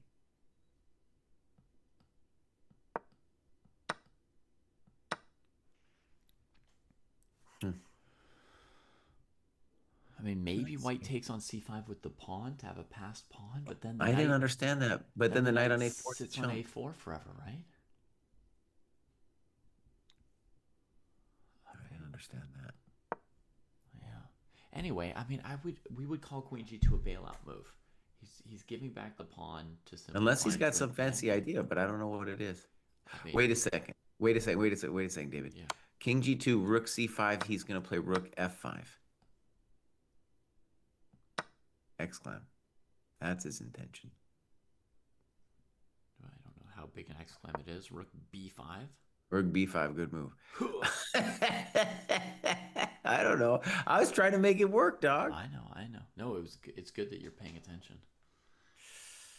Without Rook B5, maybe I'm a genius here, but Rook B5 Yeah. really does hurt me. I have a second move that's maybe not as good as rook b5, but if I were in real trouble here, rook a5 is also playable. Rook A5, oh my Yeah. gosh, take it easy on me, but Rook B5 looks nasty. My knight's going to be all messed up. Oh yeah, that knight is bad news. So Queen takes, King takes happened, and Black did not play Rook C5. He played Rook A6, Uh-oh, Shanky's getting aggressive. which is Obviously, arguably even stronger. yeah, Yeah. obviously rook c5 was equalish. I thought Black might have been better, but okay. Rook A6 looks like a move you could miss. So, in addition, though, to knight C3, Ay, there's ay, ay. maybe well, E4. I'm going to play Rook A4 and I'll take on A2. That might be equal to. E4 might be as good as it gets here for white. This is in danger of being really bad, Jesse, because knight c3, I think that move might be just no bueno, and he's probably just played e4. Yeah, he's just played e4. Because against knight c3, instead of rook c5, I was thinking Hmm. maybe black just plays knight e3 check. Yeah, it's nasty. Bishop takes, and the point is, like, this rook ending is heckin' nasty. Yeah. Um, so he's played e4. He's trying to bail, and Shanklin has everything from rook a4 to knight g3 to I don't know, even knight d6 might be fine. Knight d6, knight c3. That's not good. Okay. Let's. Oh, there's still okay. Well, no, I think I'm gonna go ahead and say if you're just playing a blitz game, then knight G3 is the move, Mm-hmm. and that looks better for black, dude. Maybe knight g3, knight c3. No, he's played knight g3. Yeah, I'm a GM today. yeah. No, that's a good move. That's a good move. Black has to be a little bit better here, I think. So, like White's trump is that the bishop on c5 is a great Oh piece, yeah. but when I and you could hope like, well, the if you wanted to help White, you'd be like, well, maybe we can make the rook on a4 poor, but the rook gets to go to a3, from what I see, and then on a3 it's very active. Yeah. And also the pride is this bishop on c5, and black has the move a5, right? Um, Yeah. like let's say we go rook f2 here. Hmm. Rook f2 a5, it's already quite playable for black. Normally these kind of endgames, I favor the side with more pawns on the queen side, the outside passer or outside pawn majority, something like that. White's got the b pawn and the d pawn. But here, White's pawn structure feels loose to me, and I actually like the compact kingside majority as being like an eventual trump where black can really be very strong on the king side. Yeah, so to me, he has two reasonable moves in a5 and also rook a3. Yeah, agreed. Okay, we can leave that game for a bit. Let's go back to our little 12-year-old dude. Yeah, let's do that. So if you go back to move 12 for black, I thought it was an interesting moment where back in the day on move 12, people would have played knight f4 and said, I'm just better because my knight looks cool. Mm-hmm. Yeah, that would have been me. So instead, he's like, you know what? The computer has taught me that the bishops are amazing. So he plays a6 first, encouraging snip, snop. White finally gets to play d4 that our intuition said he should have done a while back. Mm-hmm. And now we're getting e4, knight h2, and now another. By the way, e4 was not obvious. He spent 13 minutes Yeah, on it, and he's got this unopposed bishop. White's just opened up the light squares.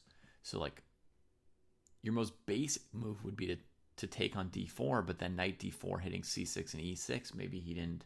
Then queen d7, and maybe he didn't. I don't know, queen a4 or something concrete. But mm-hmm. like your default is you'd rather open the position here than play e4. Agreed. Yeah. Well, he had a crazy idea, and that's this queen e8 move next. Knight h2, queen e8. Now I have to wrap my head around that bad boy. Yeah, that's There's exactly. a lot of reasons your mind wouldn't consider queen e8. Right? There's a lot of reasons. Like you're putting your queen on the same file. It's not immediately obvious why it's amazing. Mm-hmm. But if I was going to put words to it, it would be to say that I'm looking to put her on f7, and then I'm going to be looking for knight f4 eventually. Like he's saying, listen, chump GM, we're going to play knight f4, but we're just going to take our time with it. Mm-hmm. And the problem for white too is like the knights are all messed up. And probably at some point we're going to play d5, bishop d6. Right, but somehow he's not rushing it, right, Jesse? Like me in Yeah, these he's not. positions, like I just play d5, locking down my e pawn, gaining space in Yeah. the center. I think maybe he thought knight g4, knight e5 would come Right. quickly there. Right. We're just going to wait on all this stuff. There's also And knight if you b3, knight play c5. if you play knight f4, you free the rook on e1. So you're Yeah, just keeping it all kind of on lockdown for right. half a second. Maybe he wants to do stuff like queen f7, rook a e8, play with the pieces against queen a4. He'll just let those pawns drop, and then he'll attack the king side. Dude, queen e8 is either just a weird move or a really deep move. Yeah, It's like wow, queen e8. Look at that thing, man. yeah. Is the eval updated? I guess I'm still going to be at -1, David. I don't know where you're at. You're at -1 on this game? Yeah. Hmm. Wow. That's huge. Okay, there. Now it's more updated, folks. Sorry about that. Um, I'll update mine as well to -0.4. Not as far as Jesse, but I definitely believe in the bishop pair, the space. None of White's pieces look great. White's light square control is suspect. So, yeah. So part of my eval is just that it's difficult to move. So, for example, you can't play Queen C2, Knight E4 because of D5. You can't take it. You can't move the bishop on E3 to activate the rook on E1. The knight could go to G4, but I don't know what it's doing there. Mm-hmm. And you never really want to play F3, right? Because you'd be really opening up all the Yeah, position not for the like bishop. want to play f3, but sometimes you need space to defend your king, Sometimes, so you get sometimes forced to. that right. So one of the things Black is saying to him is like, "All right, buddy, I'm gonna build, and the only way for you out of your little box is you're gonna have to play F3 someday." Yeah. After which we just believe in ourselves. Okay, you know what else I'm realizing, Jesse? Like the other move, the move I might have been most likely to play in this position as black would have been queen d7. Sure. Like just sort of like if I'm playing a blitz move, I'm trying Yeah. to play rook a8. That's my style. Get all the Yeah. pieces over there, or maybe rook f7, rook a f8. But just a coordinating move against queen d7. Maybe he didn't like the move queen g4. Right. I agree with you. Yeah. Right, because the bishop needs to defend the knight, so we can't kick her away easily. And then, yeah, how do we fight this thing? So. And then the other hilarious thing, I think, David, is that if queen g4, then we play d5 and there's no knight g4. Oh, in the queen e8 position? Yeah. Queen g4. Though I want to take it back. It's not that complicated because on queen g4, then we could also play bishop f5. That's the other little trick about queen e8 is by defending h5, we allow queen g4, bishop f5. Yeah. That's another nice little point. Yeah. Yeah. I think also there's knight f6 for black. Looks fine. Because you could do... Yeah. I mean, there's nothing wrong with bishop f5 either. Bishop f5, knight f6 both look good there. All right, so when say the obvious, Vidit is down to way less than a minute of move. Yeah. Buddy. 25 moves to play. And this position, it's like you need a plan, bud. You need a plan, buddy. Yeah. To me, like queen a4 is kind of the move you maybe play as white. Okay. Basically saying, like, I know you're going to abandon those a6 and c6 pawns at some point, so I'll just take them faster.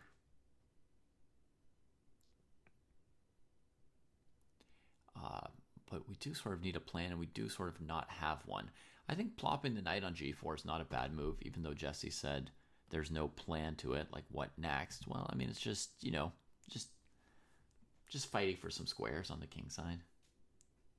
Okay, and the building moves for black are a5, threatening maybe a4. a5 is just a good move for black all the time. King h8's not dumb. Queen f7 at some point. And eventually we want to play knight f4, but we don't want to do it to open up the rook, so we're just holding back on it. Yeah. Maybe bishop h4 could be a move at some point. When you want to start trying to find like a... Though then your knight g4 would really do something. Yeah.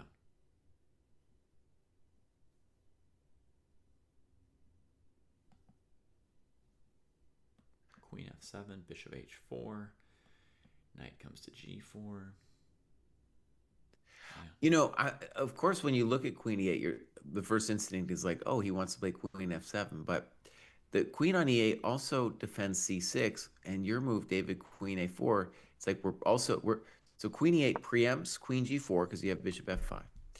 It at least defends queen a4 if you do it, and tells white you can't do anything, bro. Yeah, definitely not much. Definitely not much. White is pretty constricted. None of their pieces very good. It's a pretty bad position for Vidit, man. I really like the move a5 for black at some point too. It's a nice building move. Like if queen a4, we play a5 and we say, you know what? If you ever move your queen again, I'm going to play a4. Oh, he's tanking hard. All right, David, I deserve a cup of coffee. I'll be right back. You sure do, Jesse. You sure do. Folks, why don't we buy Jesse a cup of coffee, right? These shows that we do on Twitch and YouTube, hours and hours of chess commentary, it's all offered free, but at some point it needs to be paid. Otherwise, we can't keep it up forever. So somebody donate a cup of coffee for Jesse, huh?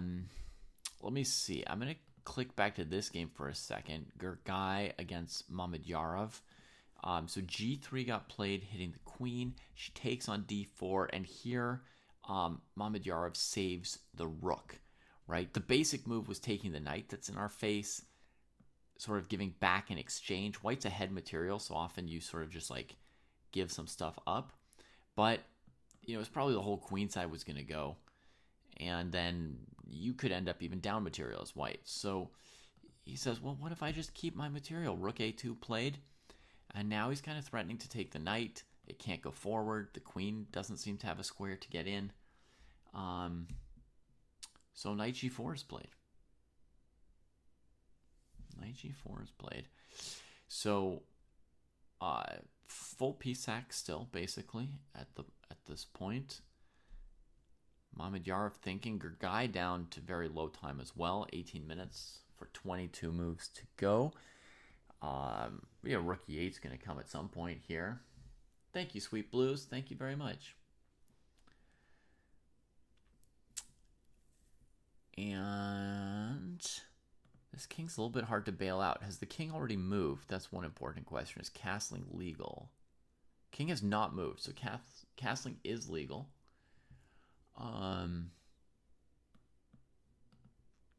Not legal at the moment, but in general, it's allowed still. It's not going to be easy to coordinate the white pieces. Anyone have like a strong instinct if this sacrifice here is good or bad, right? Like, is white or black winning here?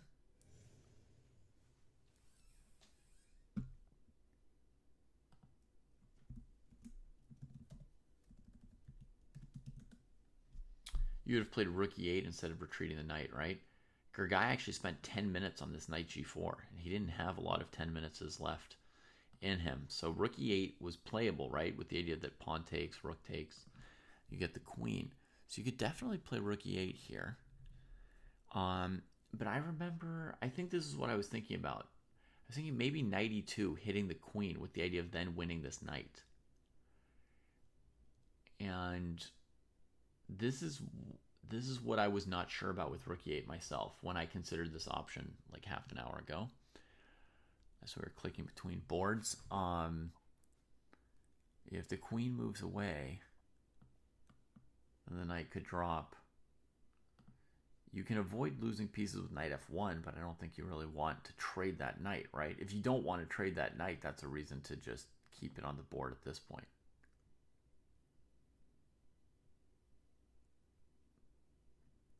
Okay, Lhasa thinks instinctively feels like white might be winning, like the sack's not good enough. Bishop e2 just played by Mamedyarov here.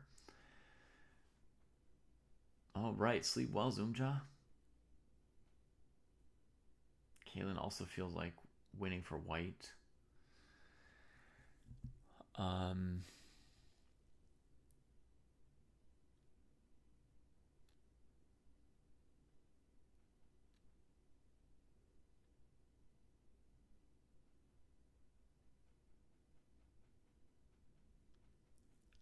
My instinct is it's about equal.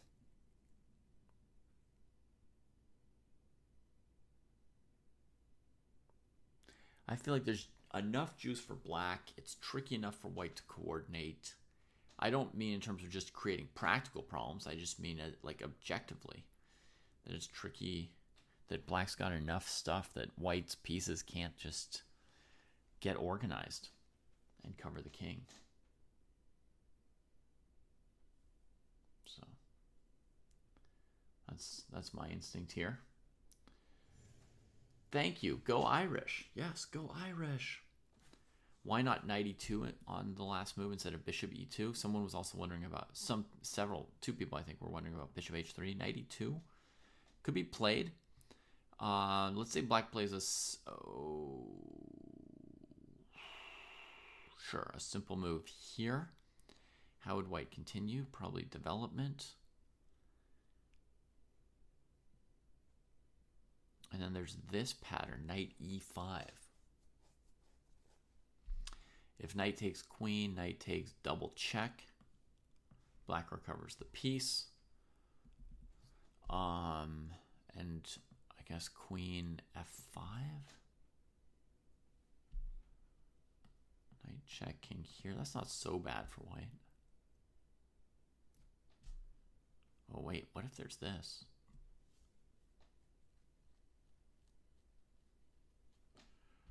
I don't know about this.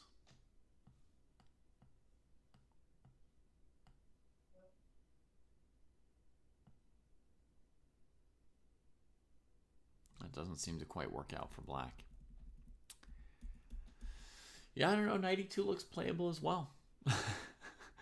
Hard to say which one was the one here. Hard to say. Sorry, it took forever, Boss. I had to find my Chess Dojo hat. Oh, you found it. Yeah, I found it, dude. Coffee kicked in. So, dude, Vidit played knight g4, and he's got only 12 minutes left. Okay. And I was reflecting as I was out there. I was like, queen e8, dude. That's what we would call a prophylactic move, dude. We got so what am I saying? It's high class prophylactic move played by not an 11-year-old, but a 12-year-old. Mm-hmm. Yeah. God damn. And Vidit spent half his time on knight g4, which, just plunks the piece there. As you said, it doesn't do too much, but, it's also something for black to get through and deal with.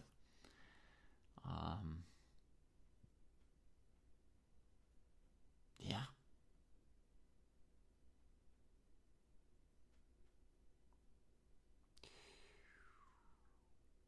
So Jesse would consider a5 for black here. That's one move.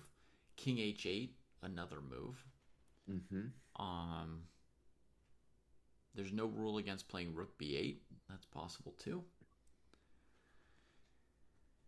And I think if you want to put it in words, like there's some definite like mutual stalematey stuff happening where Vidit's saying you can't play d5 now. So the idea of knight g4 is not that it's strong there, but that I'm preventing you from playing d5. Right. And to get rid of I am actually not preventing, but I'm making it difficult. I mean, to get rid of the knight, what's black going to do, right? It's a serious obstacle to attacking the king. It's just sitting there like, I'm outposted. So black has a lot of good moves. Now, I think a5 is one of them, but also going back to our friend bishop f5 isn't dumb, because then we could play think about queen g6. Mm-hmm. Also, even just letting him play knight e5 wouldn't be that dumb. If you imagine d5, knight e5, bishop d6, knight g6, queen g6, still looks better for black. So d5, knight e5, bishop d6, knight g6, queen g6. Yeah, that's a pleasant position for black. How about the move knight f6, Jesse? Yeah.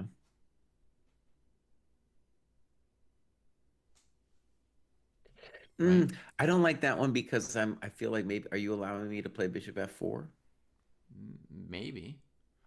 Because I don't want to allow you to play bishop f4. Okay. Fair enough. Bishop f4. So we might need a different move order if we want to use this idea. King h8 is what he did. Beautiful. I love that move. Because I think what black wants is he wants to let white squirm. Like king h8 is a good building move, almost no matter what. I think, just in terms of beauty, I would have liked a5 first. But king h8 can't be bad. Yeah. f3 played quickly. He pulled the trigger, buddy. Yeah. He pulled the trigger. Yeah, he couldn't sit there forever just flagging. Now, I want to say something. It's true that Vidit has a lot less time than Mr. Oro, but it's not like Oro's out of it either. He's got 36 minutes to make the next 23 moves. It's not so easy, Mr. Beasy. Yeah, sometimes you can get into time trouble just because your opponent's in such bad time trouble. You look at their clock and you think that you've got more time than them, but you don't actually have enough time for yourself. All right, so I'm still gonna say that this is about -1 for black. Okay. Well, it feels like black has to trade on f3 and then He get can also throw in bishop h4 if he feels like that's cool. right. Actually, I don't know what you do on bishop h4. Is it bishop f2? Bishop f2, right?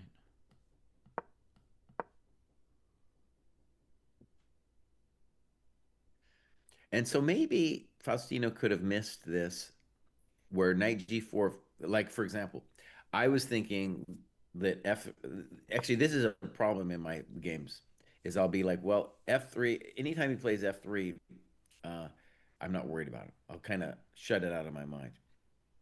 And then on knight g4, I'll say, oh, he's stopping d5. Mm-hmm. But actually, the hidden point of knight g4 is that we have another person on f2, so that when bishop h4 comes, I can easily play bishop f2. Mm-hmm. So that was clever. Yeah. I would expect ef3, knight f3, queen d7, something like that. And we want to say the obvious is that that bishop on g6 now is a real monster, unopposed light square bishop. Yeah, it's also like the only advantage black has here. I mean, you've got a pretty dramatic evaluation saying -1. It's basically just based on that bishop, right? I mean, black has No, no other also my advantage. knight, because I think I'm going to land my knight on f4, and then you're going to scream. Oh, you're still Because dreaming about like, what that are you going knight. to do? You going to give me the other bishop? I think so. I think so, buddy. Okay. Okay, Jesse's still excited about knight f4. Black's been holding off on it for a long time here, right? I mean, it could have been played Hmm. last move instead of king h8. Could have been played for Oh, many yeah. moves. Hmm. Um, yeah, f3. No move yet. Sorry, that's just me, folks. I would say Oro does need to keep up the pace, keep some time on the clock to have that time advantage. Oh, here's a good question. I'm going to ask Gemini, bro. Yeah. Okay. Has a 12-year-old ever beaten a 2,700 plus player in, I have to put in chess. I probably already know, but I'm going to Oh, put in I chess. know the answer for you, Jesse. Chris Yu beat Lei Kwang Liem. Wow. I think that was the record. Um, He's probably Prague about beat a 12 years old. 2,700 player when he was, oh, but it says under the age of 13. I don't know what that means. I guess that's 12. To me, under the age of 13, Gemini is 12. Mm-hmm.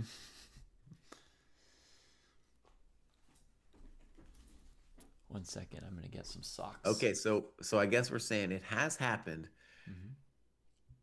but I Not think we could often. even narrow it down because I'm gonna guess that Faustino is just like barely 12. Let's look at that too. Faustino. What a great name, dude, if you're gonna be a chess player.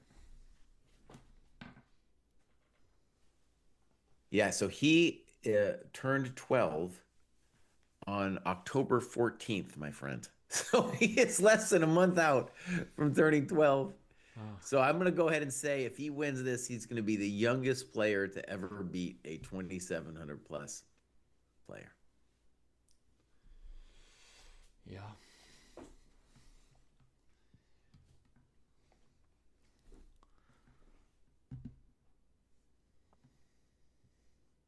But I got to say, it's saying Ardogmus and Gukesh and something, but there's not saying who they beat. Mm-hmm. Maybe it's just listing all the best 12-year-olds in history. Mm-hmm.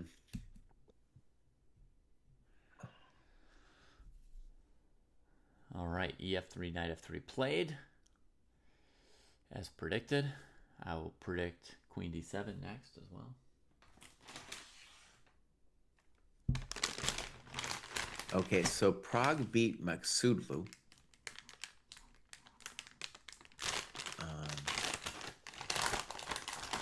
Nice. I think that's it, dude. Okay. And then I think it's saying, or but it's talking about people drawing. That doesn't mean anything to me, you know.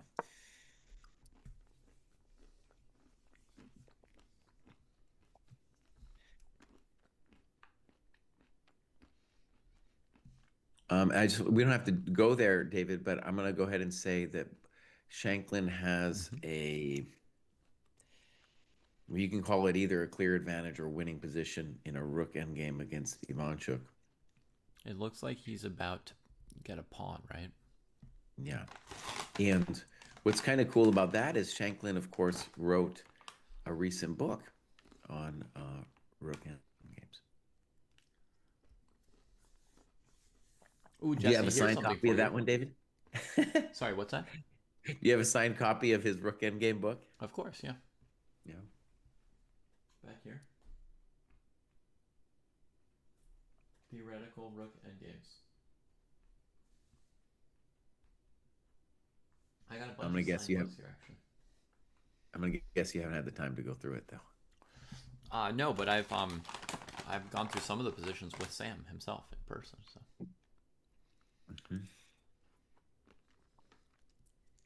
we've got a So comment what? from YouTube saying that Faustino said this is his first classical game, period, against a 2700. If he wins it, he'll have won his very first game against a 2700. It's not any good. Now we want to say about this position actually that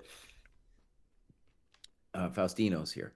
When I say it's -1, it's not an easy one to play though, and it's the kind of position that for humans they'll generally make mistakes, and especially now when we have big time pressure. So Mm-hmm. even if we say it's better for black, it's the kind of messiness where we shouldn't expect like perfect play or anything like that Mm-hmm. from the kid, from either of them. This one.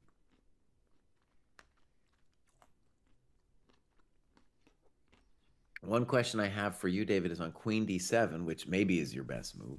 Mm-hmm. Do you have to worry about Bishop G5? Yeah,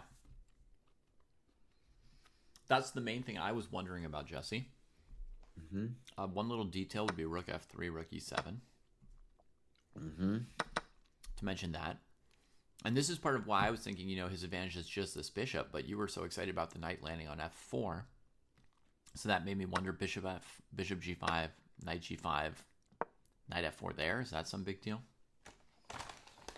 Good. And I think we could go to get the knight there that way. And we could also just calmly go Bishop G5, Rook A E8.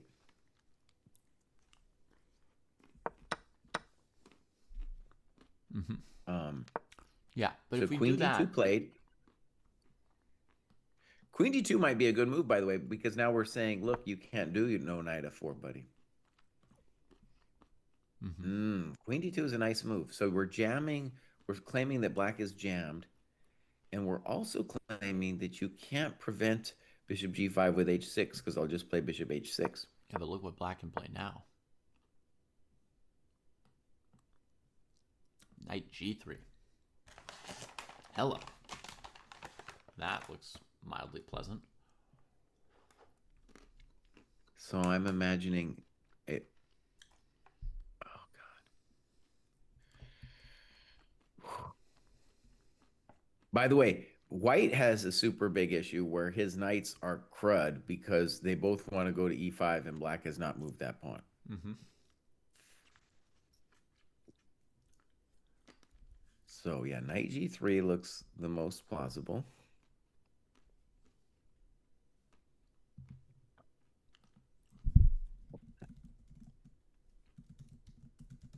And I think that on Knight G3, Bishop G5, that Knight E4 just looks simple and strong.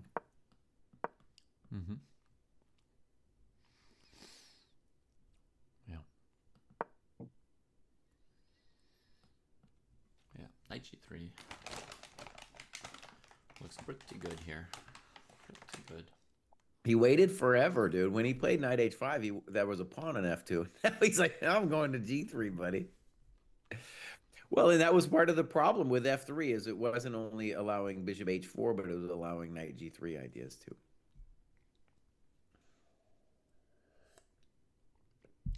I don't see much advantage for him with any move other than knight g3. Well, let's say I played rook just for kicks. Then let's say I played rook a e8. Don't I still? He played knight g3, but rook a e8. I still have an advantage. Rook a8, bishop g5. Your advantage is pretty small.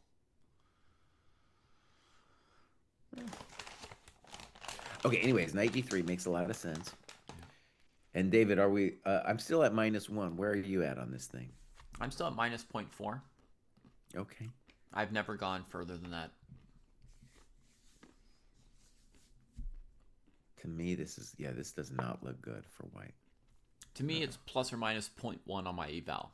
In other words, I could believe that it's anywhere from minus 0.3 to minus 0.5, but your -1 is really shocking to me. But look at your knights and look at my bishops. Oh, You've got one good piece, man. No, I got two good pieces. What do you mean? I would say the only piece of mine that's a little bit unhappy is the bishop on e7, and he's not a chump. He's covering some good squares. I mean, he's not better than any of the white pieces. It's only all right. Let's just g6 that's superior. Let's just humor us here. So play a move here for white. I don't know what he does either. Okay, knight f2.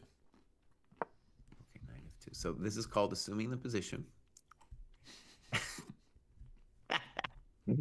Maybe it's his best move, by the way, so it's good that we're looking at it. Mm-hmm.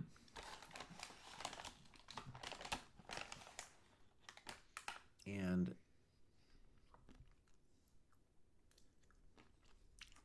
assuming the position, folks, if you don't know that Jesse vocab, it means when you're in sort of a defensive stance, all you're doing is defending. It's similar to Baby Don't Hurt Me. Baby Don't Hurt Me. Knight f2 is not, threatening white with anything. It's just hoping to stay alive. So, knight f2. I think, by the way, I think you're gonna be right. I think knight f2 is gonna be the move because if you allow knight e4, it's really gonna hurt. And I don't know what to do yet, but a simple move that black could play after knight f2 would be h6. Yeah, I like that move. Just to control all the coconuts and deny the knights. It's maybe true, though, that if knight f2, h6, maybe then you could play bishop f4, which definitely you would like to do. So maybe h6 isn't it. This is what I was hoping to do next, in point of fact, was bishop f4.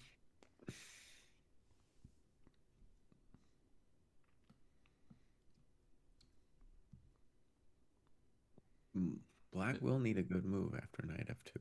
Is Vidit trying to lure the kid into time trouble? Oh, it looks like it says it's. Oh yeah, because we're still waiting on knight f2. Now here, I feel like he needs to move, buddy. He's got 21 moves to make. He can't be, give me a Breakovich.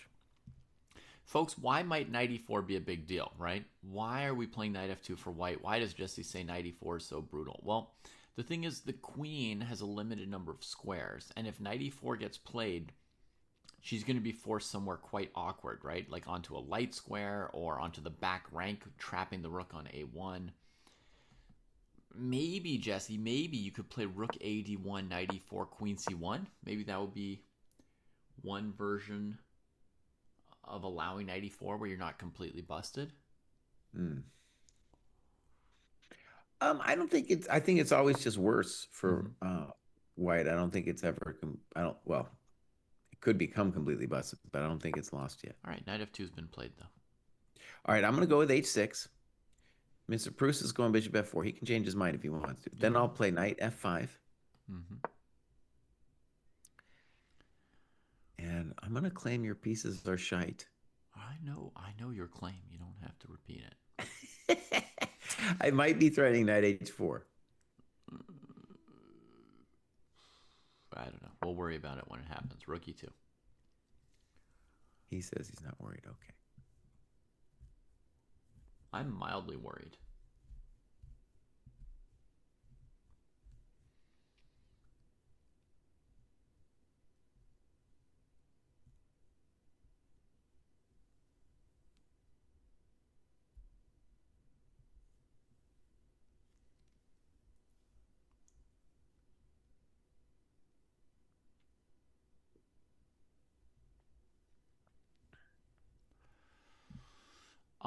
James Berner, I did look at bishop takes h6, and I didn't see a clear combination for white after bishop h7.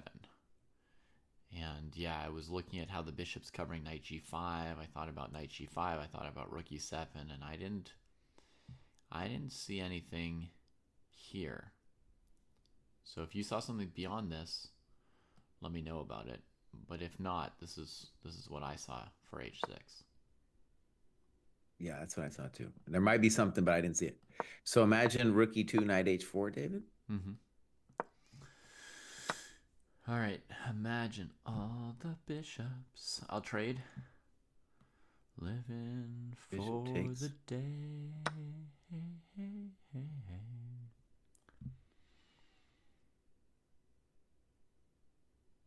Yeah, that's just a nice position for black. Rook to the f1.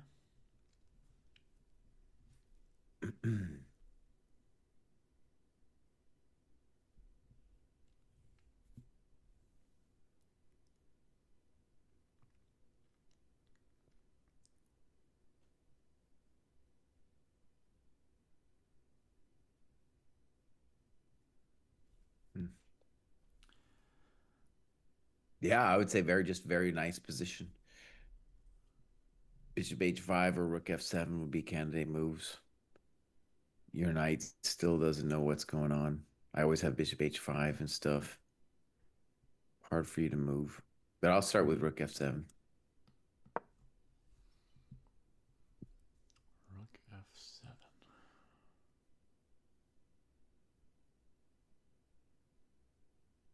And if I was going to create a story around it, I would say I sacrificed my beautiful knight on that was my dancing knight for the activation of the bishop on h4. All right, rook f7. I have bishop h6. Oh shit. Yeah. Oh shit, he says. It goes bishop f2, rook f2, rook f2, rook f2, gh6, queen h6, queen h7, rook f8, rook f8, queen f8, queen g8, queen h6, bishop h7, queen f6, queen g7, queen d8, queen g8, queen f6, draw. Oh, look at that. He got me, bud. Yeah. Okay, that's the kinds of things you got to worry about. It's true. Yeah. Your bishop h5 move might have been slicker. Yeah, bishop h5 is one of those moves. Maybe then you could do your g4 thing and then just say, well, I'm going to take on h6, buddy. No. I have queen h7 and stuff. Right. So the problem with rook f7 is that I cut the communication of my queen to the h7 square. It's kind of surprising. Exactly.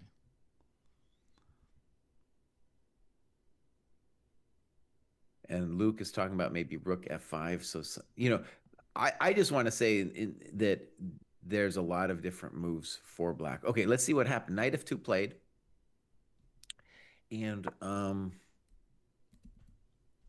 I played h6, but I just want to say the obvious is, of course, there's other things that black could do besides h6. Mm-hmm. And h6 is a little controversial. It's easy for me to do, but harder in a game because you'd be like, well, I don't want to ever even give him the thought of bishop h6. Right. And as we saw, it is something you need to worry about. Let's look for a second at the first move that I and many people in chat considered here after knight f2. Let's just look at rook f3 for a moment. Okay. Pure positional exchange sack, right? Follow up rook f8, bringing the last piece into the game. I would be worried. I mean, there are a bunch of different questions, but like, what if I just do like bishop g5? Right. One could also calculate king g2, folks, but bishop g5, just going straight at it. Trying to break up black's bishop pair, try to get the rooks going on the e-file as soon as possible. Seems like black has to trade it. Queen comes out gloriously. Rook f3 to defend the knight. And now white just needs to kill black on the e-file somehow. Well, also, even if it was black's move here, I still don't know what he's. Especially too when you consider the other position was so good for him. Why is he doing this to himself? Probably queen g4 though.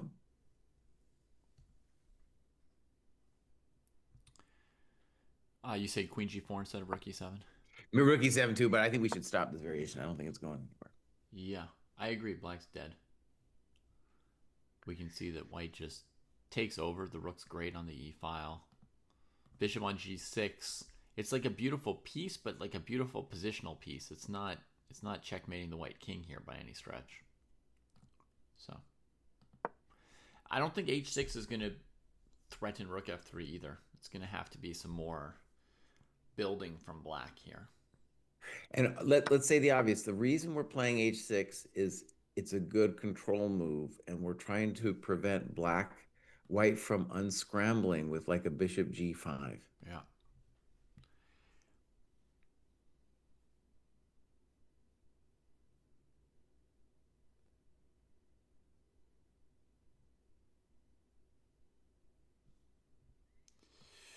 Or a low on time now. 20 minutes. Yeah, so he's got a minute to move. His opponent has a half a minute to move. Oh, buddy. It's hard to beat a 2700, dude. Oh, It's hard. really hard, yeah.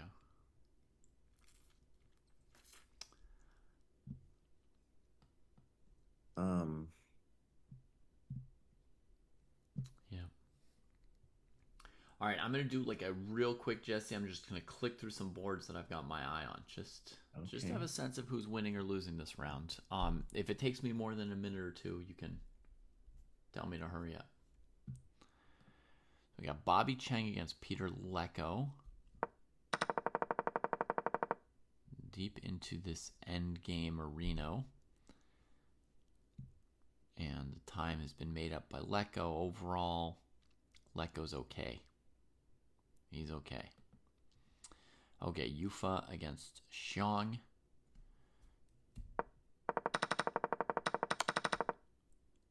Whew.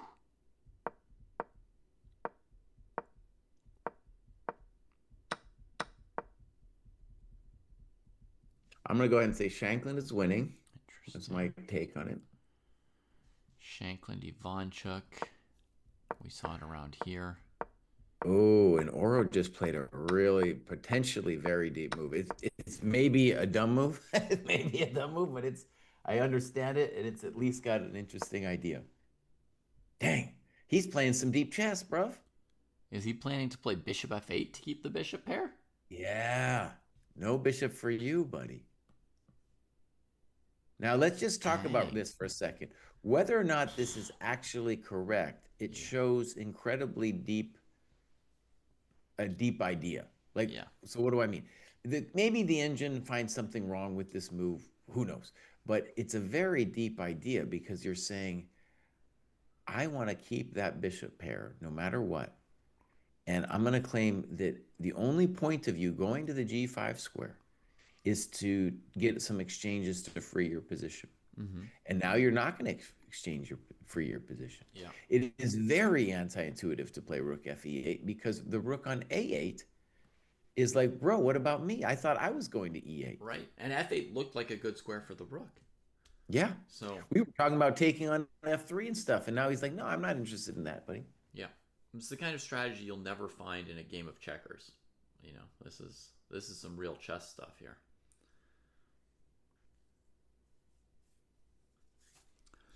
Right. So yeah, just think of it conceptually. It's like as long as I maintain this current situation without you trading stuff off, we're saying you're just in death you're not in death, but you can't move easy. And the bishops have this distance from the knights where there's no way to sort of harass and trade them at the moment.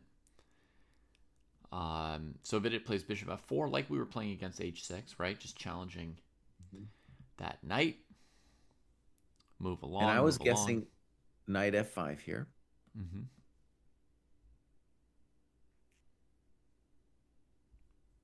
Maybe we could go knight f5, bishop g5, and then if bishop f8, we could say g4. No, I'll still just play knight e7. I'm totally rocking it. Yeah. He wasn't scared of g4 on move 10. He won't be worried about it now.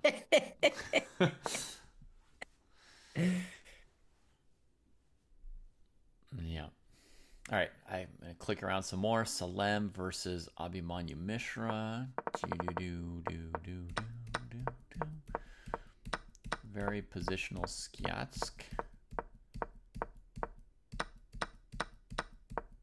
Dude, this kid might be the next coming, the coming of the Lord. Oh yeah, people have been saying This that since is he was like 8. They've been seeing him coming gradually. Adams and Cheparinov, draw. Very solid Najdorf there from Cheparinov. Alexienko versus Andy Woodward, the other next coming, Jesse. See how that No, went. let's just be clear. I love Andy Woodward and yada yada. He's not on the level of this kid though, and he's much older. He's not the next coming. He might be, another 2,700 for American chess, but he's not like when you think about the next coming. that's a that's a big one, bud. We're talking about Jesus and stuff, buddy. You know? Yeah. Yeah. All right. Well, he's still got a position here against Alexienko, but it's a position where you could get worked potentially. Pranesh and Kolars. All right, David, let me just ask you, in your lifetime, who are the players that you could identify as the next coming? Like you would think back on it when you saw him, you're like, oh, that kid's the next coming. I mean, I'm old enough that I remember when Carlsen drew with Kasparov as a 12-year-old and got pissed that he didn't beat him. And I was like, okay. Like, if a 12-year-old kid is mad about drawing with Kasparov, there's like only one thing they're shooting for, right? They're not even trying to be like the best player in the world. They're trying to be the best player in history. So that was obvious. That was an obvious one. Then who came next that I've seen? Then there were guys like, Hikaru, Fabi. I knew they wouldn't beat Magnus, right? So there was Magnus and there was But to bear in mind, like we experienced Hikaru before Magnus even came on the scene. Mm-hmm. So, that was, I would say Hikaru. Okay, let me do this. I experienced him as like a competitor. I didn't think he was. But did you play him when he was 11? Yeah. Yeah, I remember seeing him analyze things when he was 11. I was like, God damn. Yeah.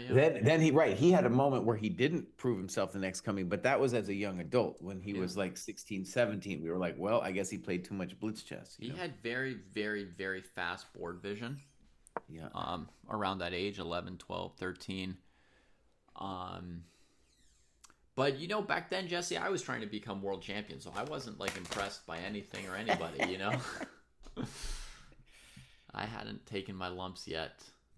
I'm going to mention Ding Liren for a moment. Looked like, oh my God. That kid looked amazing. Little detail of it in this rook endgame here between Kolars and Pranesh is that if Kolars tried to work him with rook a6, with rook b7, black has rook a6. That's a nice one.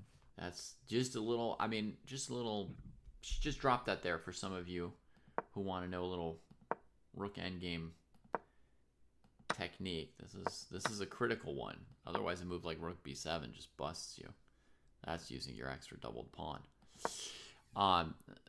So black may be able to defend this endgame. I'm not sure. Then we've got Sarge against Bardia. White goes after f7, and he just gives it to him. Whoa! Holy moly! Oh, man, looking terrible for Dinesh.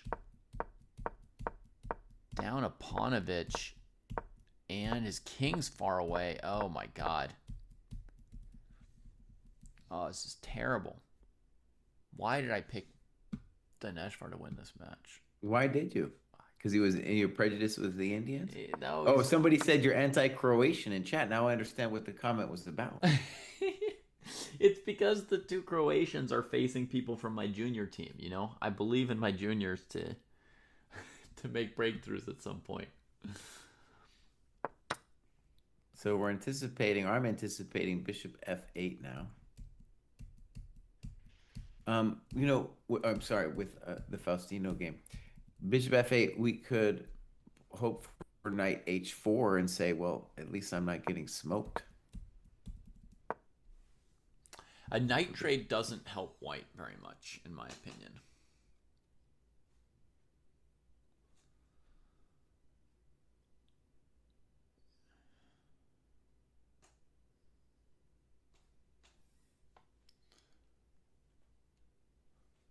Bishop f8 is the move. Here's played. Good. Yeah. I remember Jesse watching Gukesh and Prague and Eric Geisy and thinking like it's hard to tell which of these three kids is going to be world champion. I remember that. Yeah. That was probably like the first time after Magnus that I thought there was someone else who could become world champion. But let's just compare this. Okay, so this kid has just turned 12. Yeah. And Prague was definitely amazing already at 12. I don't know though, but like none of them. This kid is also the top. He's like one of the top blitz players in the world already. Yeah. Dang. Yeah. Well, at least you got Grebnev on your team. What does that mean? I'm just making, trash talk about the junior draft because I picked Faustino Oro and you picked Grebnev.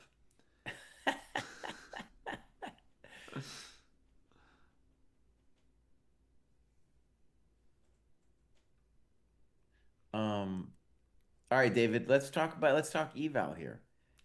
I just want to stress the more in time pressure we get, the less the eval actually matters that Mm-hmm. much.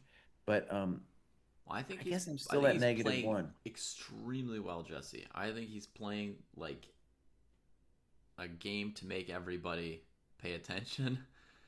I think he's maintaining his 0.4. I know you think it's bigger than that, but like I think he's playing, nearly flawlessly, honestly, despite what we say about how hard it is to do this. I mean, he's playing an incredible game here. Mm-hmm. He gets. I think if White does nothing special, he's going to play just the building h6 as well.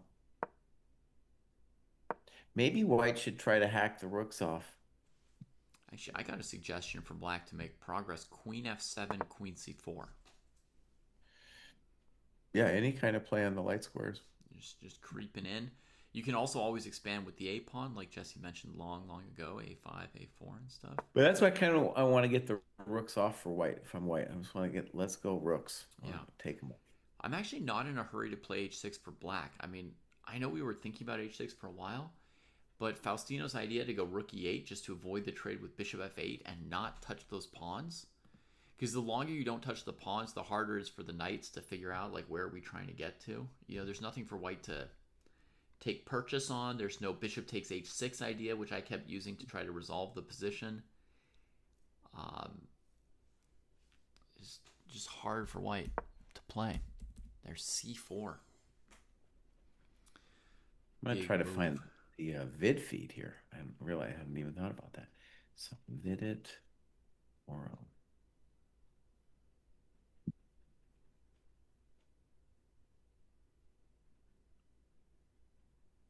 Where's the live stream button?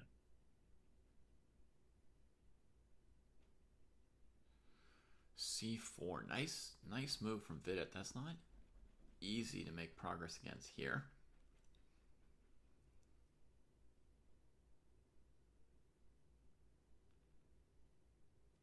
Hi, Icy Stun. Welcome in. Maybe it's because I'm hoping that they're showing the live feeds of the people, but at the moment they're not showing it on the YouTubes. All right, so we got c4. That looks like a man beginning to crack. No, he's trying to fight back. He's preventing a5 because of rook e8, queen a5. I know it's scary. Rook e2, queen c3, stabilizing, and then rook e1. I definitely want h6 for Black here. Okay. Bishop f4. So we do. Okay, so let's talk about c4 for a second. It feels controversial because it feels like we're loosening the position. But I think the point of controlling a5 is a good one. Not just preventing a5, but maybe someday my queen gets to go over there. Right. Also, it And it lets us is set true. up these A2, B3, C4 pawns to control some light squares and stabilize more of the position. Right. And it's also true that those are double pawns over there. They might become a weakness later if we can find purchase for our knights. Yeah. And so it's also pre-preventing my plan Queen F7, Queen C4, right? Which, if you gave me one more move, I would have played Queen F7 here probably, right? Did you call it pre-preventing? Pre-preventing. Yeah. So it's a simple move, a plan for black could be h6, bishop f4, bishop f7, tempo on the pawn, and then hit you with g5. Who's hitting who? All right. If I Dang. was playing blitz, I think that's what I would do. Just like the first thing that crossed El radar. Mm-hmm.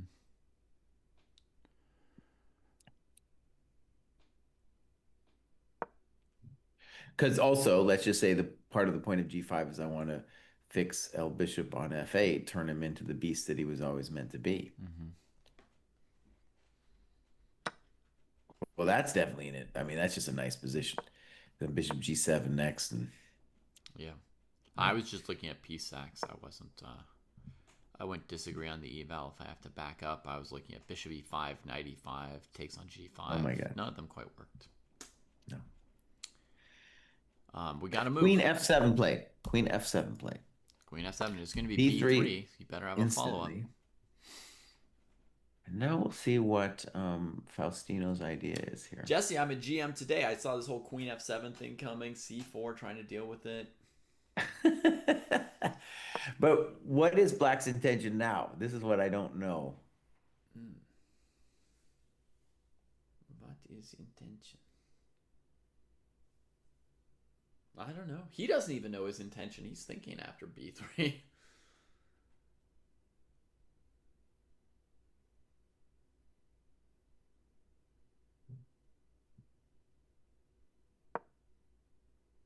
Huh. Faustino, you don't just play Queen f7 and not know what you're going to do, bruv. Hmm. Bishop h5, tempting g4 again.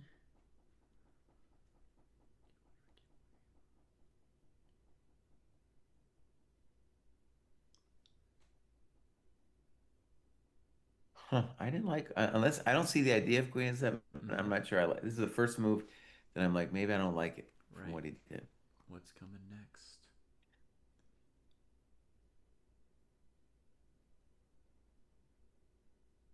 Maybe a5, a4.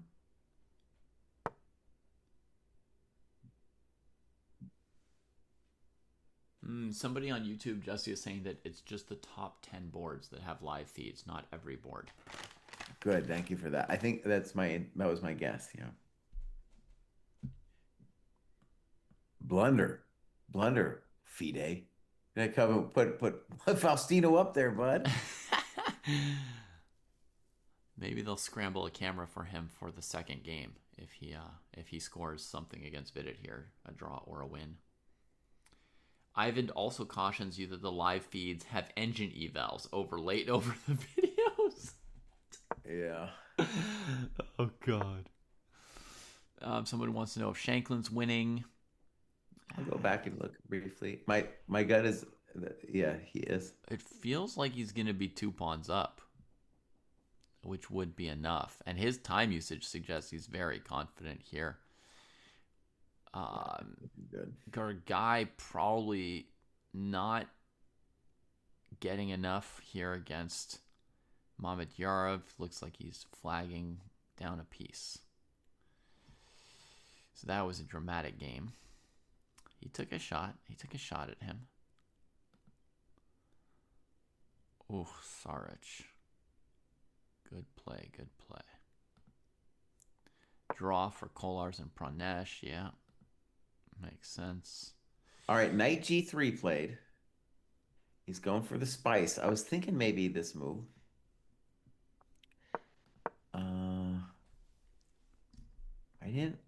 I had definite questions in particular, like, well, yeah, maybe. Okay. Mm-hmm. No, actually, I do have questions. So if I play bishop f4 now, what do you want to do? Maybe knight e2. Oh, he's an evil little dude. Okay, how about bishop h4? One thing nice about bishop h4 is that I do have knight g5 as a backup move Mm-hmm. if I don't like bishop h4. Yeah. But right, I dismissed this move because I was like, well, what are you doing after I was looking at bishop f4. I didn't see Mm-hmm. knight e2. Um, because of the knight g5 follow-up. So bishop h4, I don't see anything better than repeating with knight f5. Mm-hmm. But this might cost more than a minute on Vidit's clock, so it'd be a good thing. Oh, yeah. Also, actually, bishop h4, we can go back to knight h5, our old friend, and go back to f4. That's a thought. Mm-hmm. Yeah. So many twists and turns. Okay, we got to move. Bishop Bishop h4. h4. I'm a GM today. Yeah. 1 minute 40. I would repeat once as Faustino there. Let the guy think a minute 40 on a repetition again. Jeez.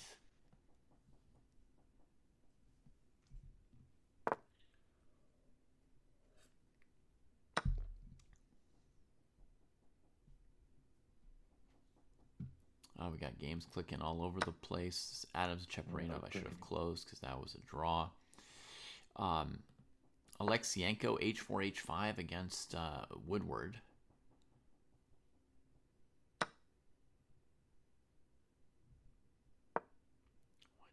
He's already sacked the a pawn for this. Ooh la la. All right, so they did repeat. Knight f5, bishop g5.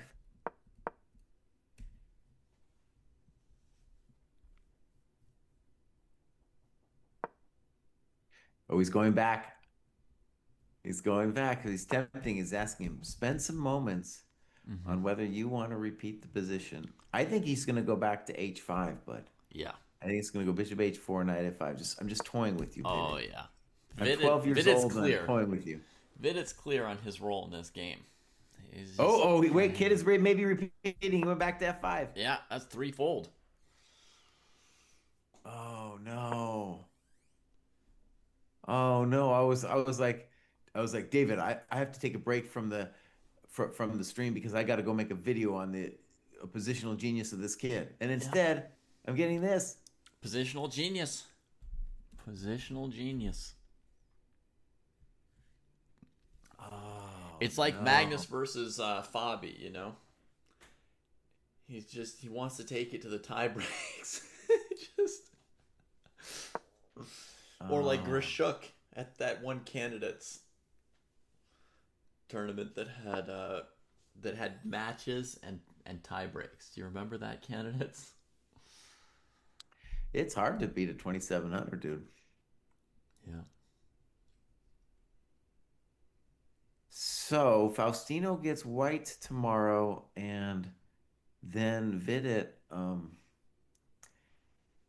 That well, we could well imagine this thing going to tie breaks. Now, David, I got to ask you something, bud. Mm-hmm. So we're not covering the tie break rounds, and we're kind of doing it out of spite. We're like, F you, FIDE. Mm-hmm. F you, FIDE. We're not covering any of your blitz games. Yeah. Right? And I get that, but when you think about like what's at stake here, the sad thing is most of the decisive games are going to happen on those days. A lot of them will, yes. But there's many reasons. It's not just spite, right? It's also sleep. I can't go the entire month without sleeping. That's too much. So every 3 nights, I need to sleep 1 out of 3. I think that's going to be critical. And draw agreed over here. I think another factor in this.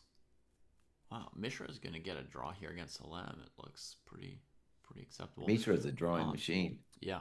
So another factor is that basically it's a matter of like what I'm interested in, you know? Like you and Kostya, you Uh-huh. can cover rapid tie breaks if they're interesting to you, right? To Uh-huh. me, it's actually just not that interesting. So like why am I going to get up at 2 in the morning or 1 in the morning? I'm going to get up at 1 in the morning if there's something really really interesting to me personally. That's it. Yeah. Okay, this game is agreed drawn between Salem and Mishra. Match is getting closer. We've got an end game here. Xiong versus Yufa. Yufa's got 2 minutes to make his last move. They're at move 39. Dogmas looks like he's better, but it's a time. It's gonna be a time scramble. Okay. Um, Looks like Mamedyar's up a piece for nothing now. So we can go to other boards. Alexeyenko into the end game. F4 from Andy Woodward.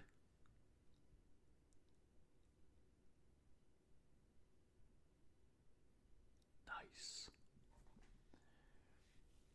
Nice. I think we got to go find some other boards, Jesse. A lot of my boards here that I'd picked have started to peter out. Oh no, Shanklin, what happened? He's only up 1 pawn, and he's playing for checkmate. But isn't he winning this position? Maybe. That looks winning to me.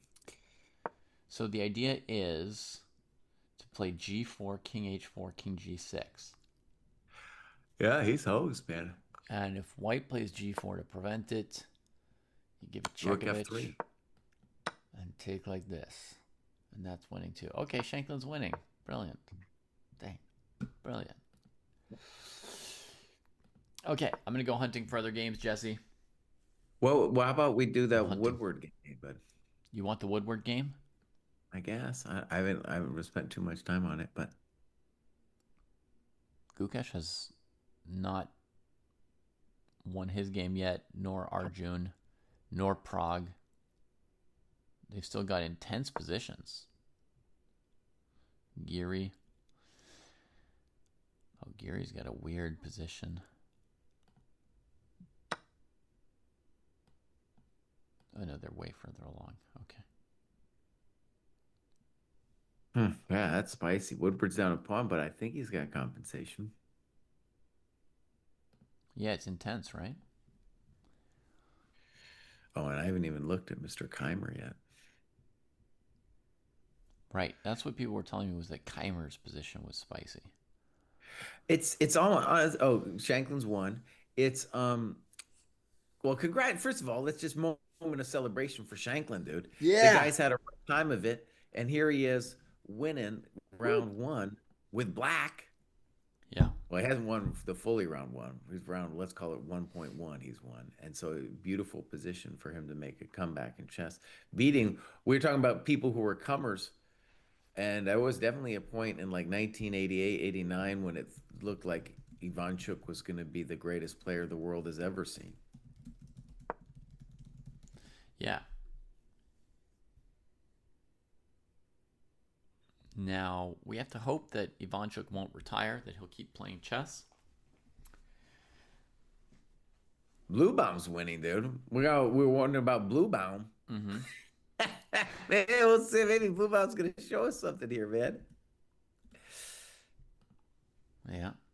All right, I got the Keimer game, which looks like an end game to be played. Knight and bishop versus rook and pawn.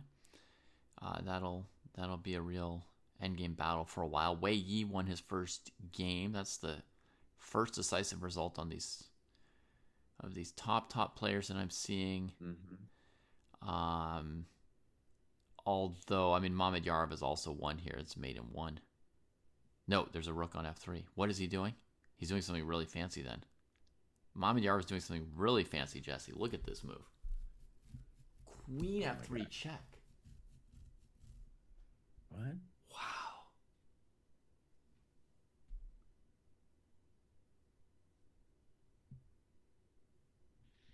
Yeah, it's the take on e1, right?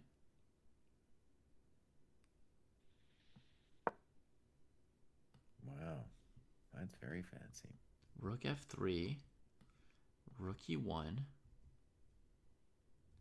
This has to be just completely lost. Queen takes rook. Rook takes. Rook f7. Or pawn takes knight or any move. I mean, yeah, it's completely dead. Okay. Look for a different game. I'm gonna say, by the way, that Keimer is worse here. Okay. You should get your take on it, though. My experience just in this kind of positions is that Black is the one who is suffering. I agree. I agree.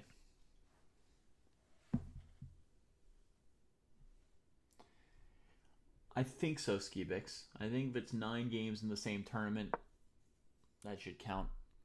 But, you know, I mean, when you're talking 4 or 5 rounds, I mean, you're playing like 2,800 at that point.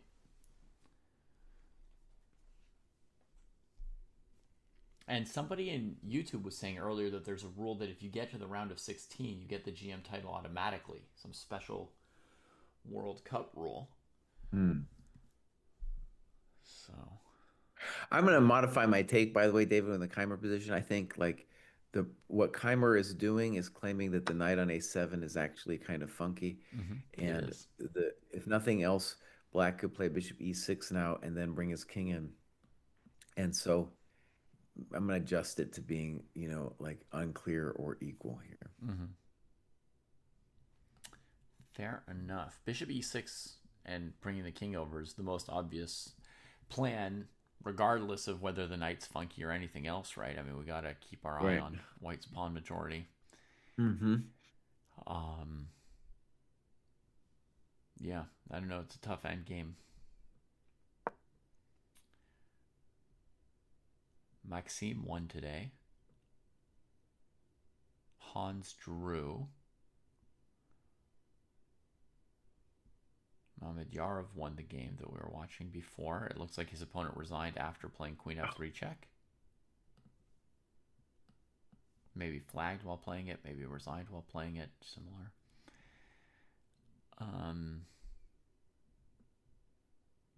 Deep tie on Gauche drew with Nepomniachtchi. That was a fairly short game, if I recall.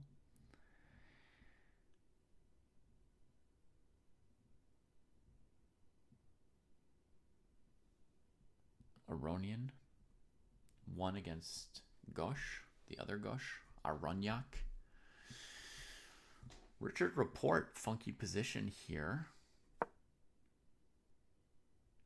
against Supi of Brazil. Rook e3 played, Chekovich.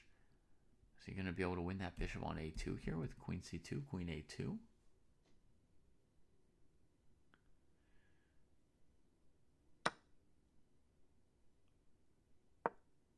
King h3.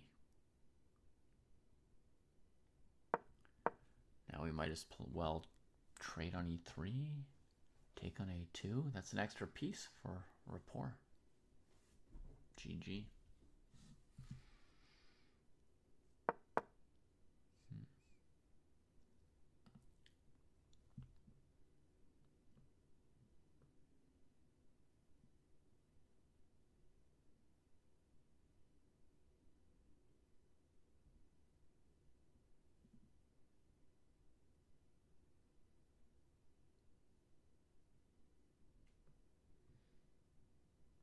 Looks like Fedosea is winning against Pierre. Chitambaram.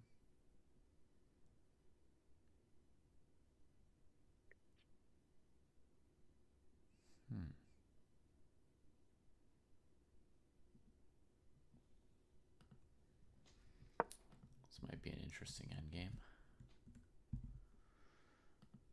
Is there any game you want to switch our focus to, Jesse?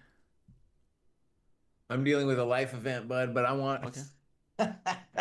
I got to deal with some bullshit. But in any case, there's all kinds of games I want to look at. How about we look at Gukesh, buddy? Okay. There's too many games, honestly. There's too many games. There are a lot of games going on. Gukesh's game, yeah, that looks pretty darn interesting. Woodward up a piece now? What? For a bunch of pawns, presumably. Let me just glance. What happened here? So d5, rather than taking on d4, pursues the pawn on d5, takes it, drops the bishop. Holy moly. Woodward's game went insane, Jesse. Wow.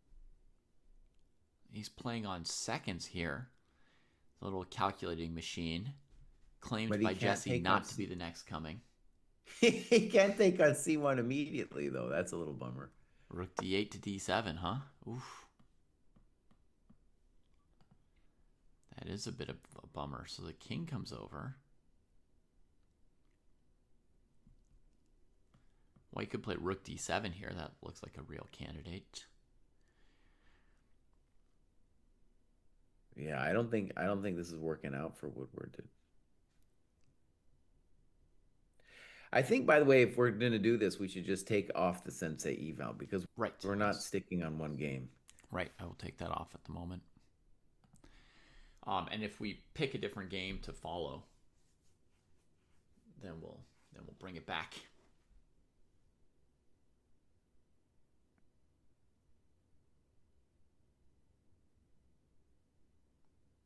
By the way, I don't think Gukesh is body slamming this guy.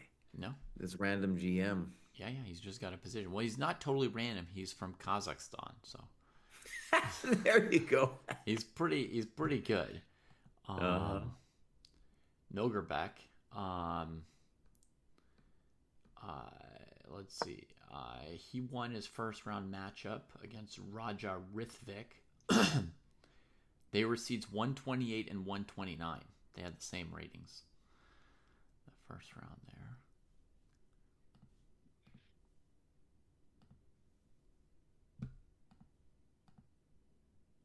Oh, Gukesh, man. If he doesn't beat this guy. Now, his opponent is in deep time trouble. Deep time trouble. Mm-hmm. And he plays queen d4, which isn't it. That wasn't it, because now Gukesh can take and have a nice position with either like king g2 followed by knight d3. White's definitely better there. So that was a mistake, it looks to me, like with queen d4. You think black's better off in the middle game than the end game? Well, the end game, the problem is that the pawn on d4 is so terrible. It's easily blockaded with knight d3 and well, maybe it's not so easy. Maybe it's not. No, I don't like it though. But I just don't like it. Okay. Yeah. But he had to do something. Yeah, that guy had to do something. He was in time pressure. They've got 6 moves to make, folks, to time control here.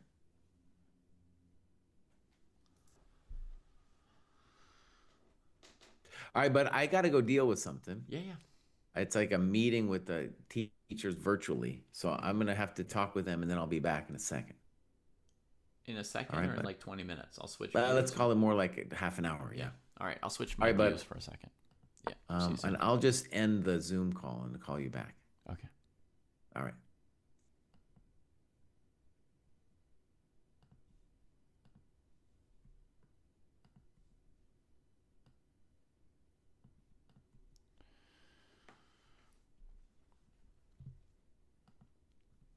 All right. So we get the queen trade.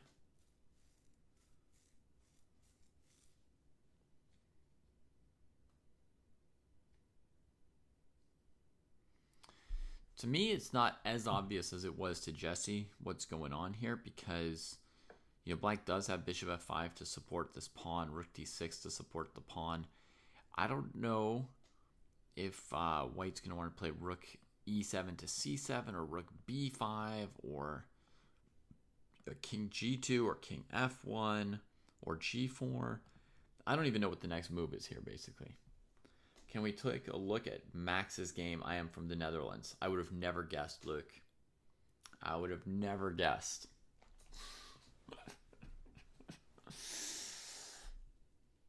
Yeah, we can maybe look at his game at some point here.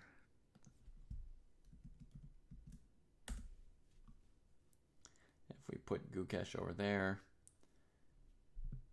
How about this, Luke? If you can guess Gukesh's next move correctly, we'll look at Max's game.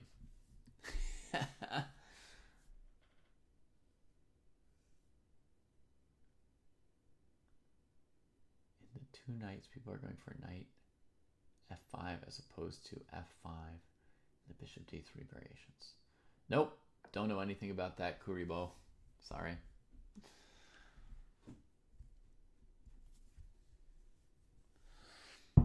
I think there's many candidate moves, and there might be candidate moves I haven't even considered, like maybe c5 is a move as well to keep this rook from going to its best squares. But I've already suggested all these candidate moves. That's already 6. Let's add the move c5 to the mix. 7 candidate moves. If anyone can guess what Gukesh is going to do here, good luck on you. Even Gukesh, I mean, he's just spent half his time on this move. And he was surely thinking about it when he was playing queen takes d4 as well.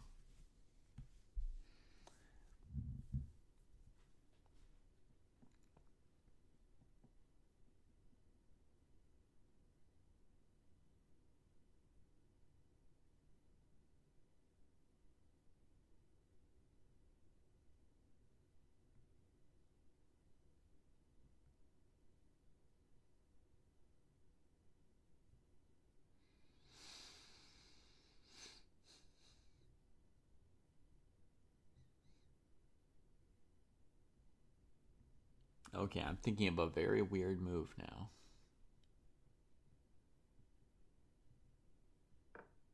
Oh, I got it wrong. Knight d3 from Gukesh. Beautiful move, sacking h3. You guessed king g2. I was guessing c5. I was thinking c5 stops rook b6 and rook d6, and also anytime the bishop comes out somewhere, it turns this into, you know, a turbocharged threat, right? And then finally, I was thinking after c5, if rook e6, I would just trade it because this bishop is still here, right? So they go like this. Now without rooks on the board, I feel like I might be able to just rush the d-pawn with my king. And I love this. Now, I can't explain other moves because it took me a while to figure out my move. Knight d3, I mean, I can say this much. He's also thinking like he's defending here. He's got hops, and basically he's not worried about this because he does some version of taking here. And then gets the c-pawn going. And also he's thinking if knight d3, bishop here, he must be thinking this move is decent. Rook here, I would think maybe b3. And this pawn's dead, but you don't need to rush to take it. Right now your knight's stopping a4, and if d3, you're kind of trying to deal with this pawn first. I guess that's the idea. Black just plays king g7, defending the pawn and centralizing the king. And yeah, Gukesh, what to do next?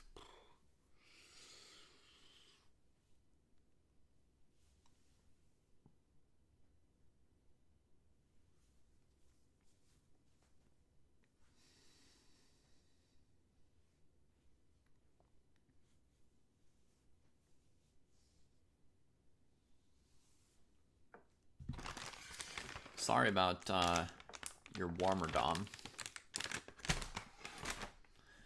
And also sorry about how I just pronounced the name, but at least if we don't look at his game, you won't have to hear me say his name wrong another 10 times. So, Gook, what to do here? I guess this move doesn't really go with c5 because that blocks the knight's hop.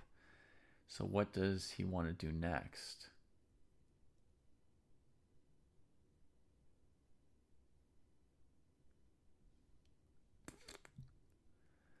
King g2 feels lame.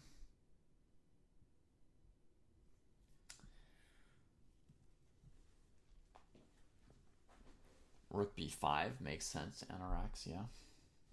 But maybe it's just going to be king g2 now since the pawn's sort of hanging. But you want to play dynamically. Maybe this move makes the most sense now as far as like a move that goes with knight d3. A move that goes with knight d3. Because you can go after this pawn, you can play knight e5, you can push this. And in general, you know, this is a version that makes sense in terms of giving up that pawn. That makes a lot of sense. It seems to fit together quite all right. I kind of like that suggestion, rook b5 there. Yeah. So, Anorax, that was a great first chat. Great first chat. One of the best first chats we've ever received on this channel. Rook b5. Would that be the move that coordinates with knight d3? Kind of feeling like yes.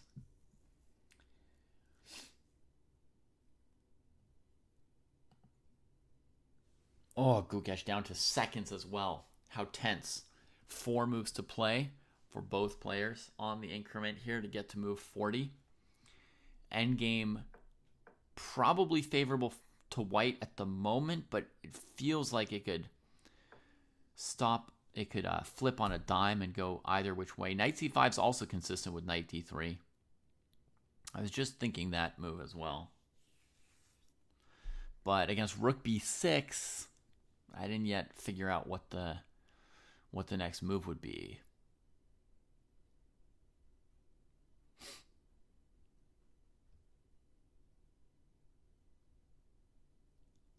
Zemlyansky beat Robson. Oh my god.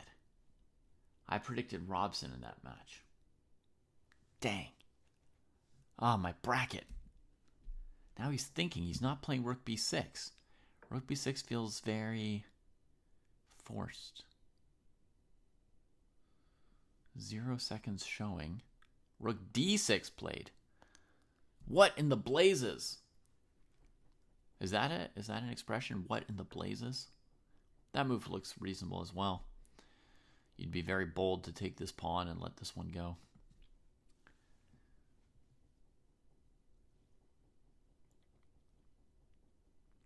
Seconds left for the contestants here.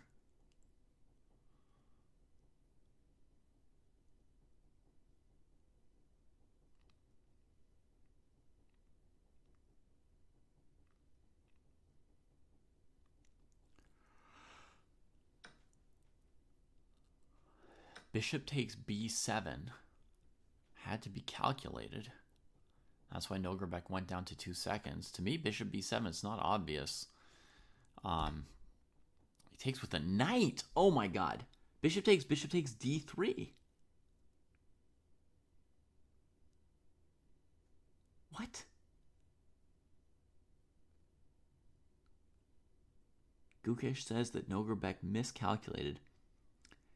I thought it had to be bishop takes b7 for white. Knight takes b7. You got to take and then push, right? He takes. And then what? Is he just going to bring the rook down here?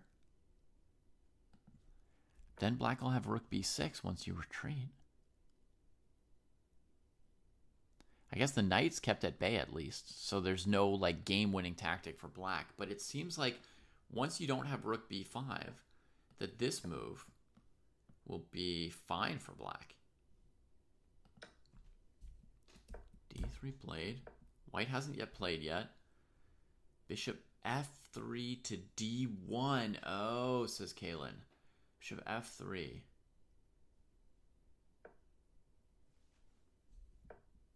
That's what Gukesh does. And he's made move 40. Nogrebek has one more move to make. So Gukesh is saying, now I've got this. And on d2, bishop d1, the knight is still controlled without the bishop. That's interesting, right? This knight is still controlled.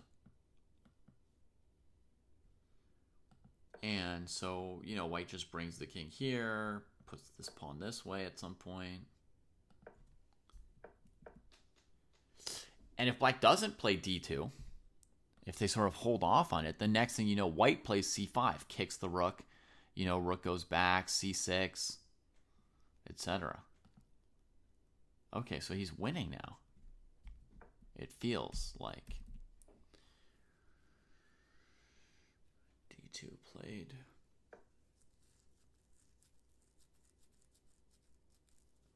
Wow, so why did Nogrebek not go rook b6 here, right? You know, it's interesting that that Gukesh is going to have to play Nogrebek and then 2 rounds later Nogrebek, right? Nogrebek and then Nogrebek.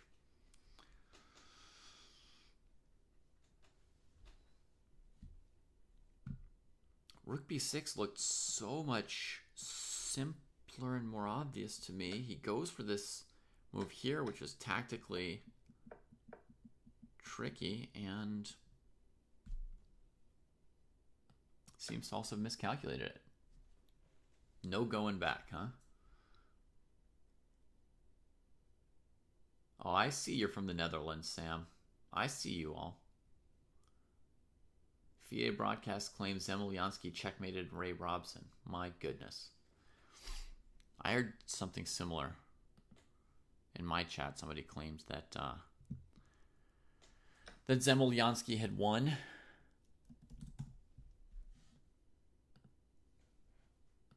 Oh my god, it is checkmate on the board, down a queen. Let's back up a few moves and see the combination, shall we? So here's a complicated position, right? Black's got the D pawn, white's got the C pawn. Zemlyansky goes for the trade of pieces, throws in the check.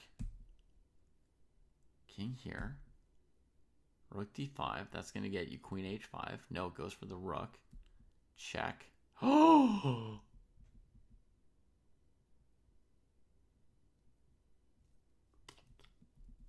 Ay, ay, ay. So he just gets himself mated.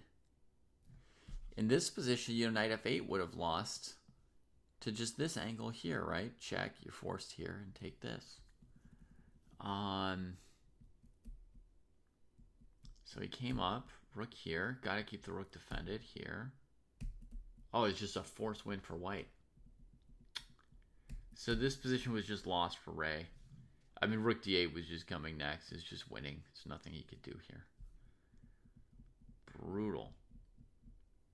Brutal combo. And the kid scores a big win. I didn't think Zemlyansky was going to get his breakthrough here against Ray. I bet on the wrong junior. I bet on Dineshvar to get the upset, and he's getting hurt right here. Knight's hanging, pawn's hanging.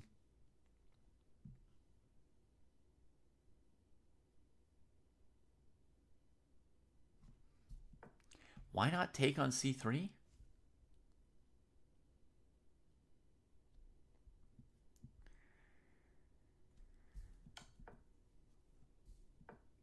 Is there any reason not to just take all these pawns either for Sarich? Oh man, he's just winning any which way he likes, Sarich. He's just spinning in joyful circles here.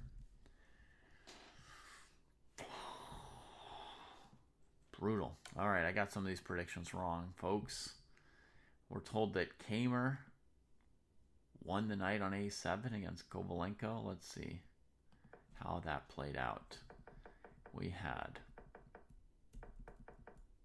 f3. Boom. Gets a little aggressive with the knights. Takes some space on the king side. Starts coming out.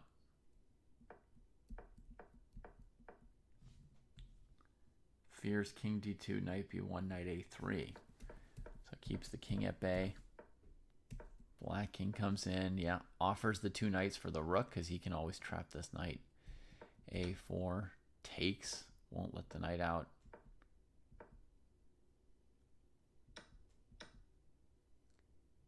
Oh, tricky. King here. If king here, the knight escapes, huh?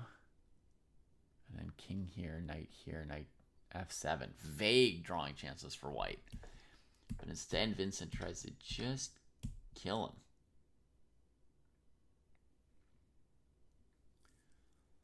He thinks he's going to take that knight for free. And then he's going to have basically won 2 pawns for nothing on the queen side. Just a winning endgame. Oh, man. Well, if Jesse had stuck around and watched, he would have seen some of why Kamer's on the tear that he's on. Goodness gracious. Oh, he's just calculating so seriously. Making everything work. Dang. How did Vincent get so good? How's Prague doing? Let's bring that up.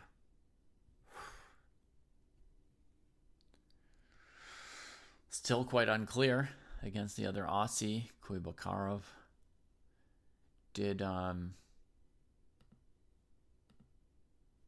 Peter Leko draw this opposite bishop endgame? Yes.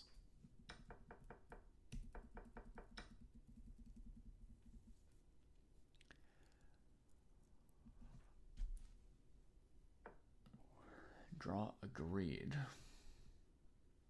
Leko will have white tomorrow. Alexyenko and Woodward.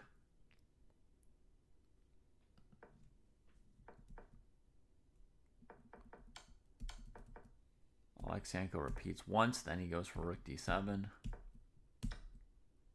Grabs this. Bishop f6. So Alexyenko's the one who avoided a repetition. He is up 3 pawns, but the bishop on c1 has been dead for the last 7 or 8 moves. They just made time control, and he's been thinking for, 8 or so minutes, probably on his first move after time control. All right, have a good workday, SB McManus.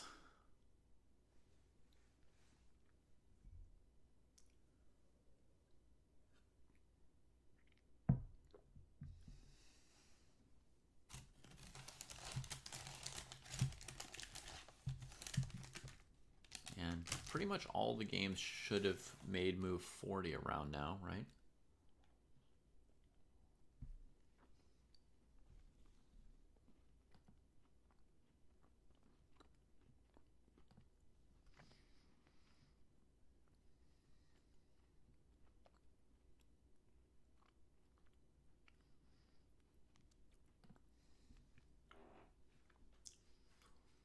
I think Kamer's winning, Hayden, yeah.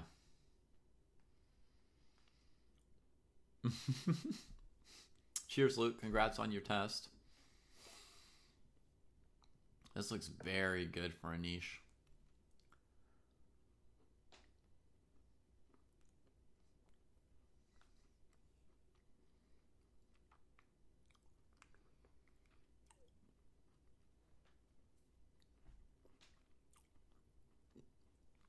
Pressuring here with the bishop pair. Big space advantage. White prevents king h5 at least, yeah.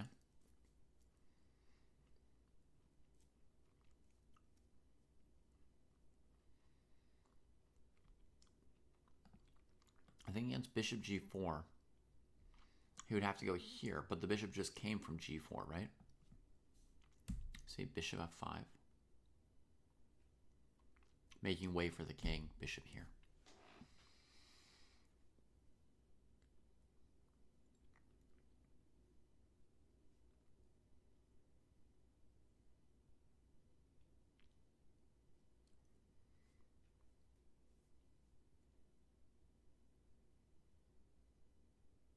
Ooh, Kostya just put in the round 1 results. Doesn't bishop e7, bishop g4 win a pawn? Let's see how I did on round 1. If I refresh my bracket over here. Give me a second, folks. All right, my score is 71 in the first round. Rank 11. Blue, blue, blue, blue, blue.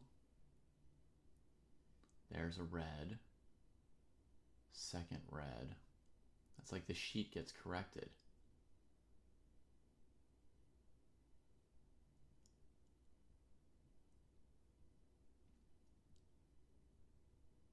I didn't predict Maximovich?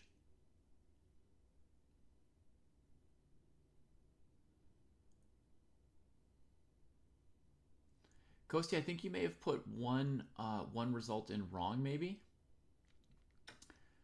It says I picked Maximovich over John Emre to go up against Giri, and we can see Maximovich did make it through to this round. But I've got him crossed out in red right now. And the 20th spot in the bracket, maybe? Match 20.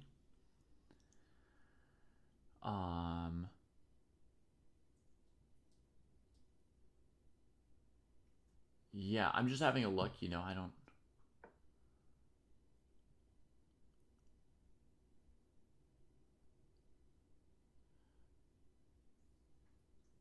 Then, yeah, I predicted Bogner. I think that was wrong. Pranav, yep. Tari, yes. Hushenbeth.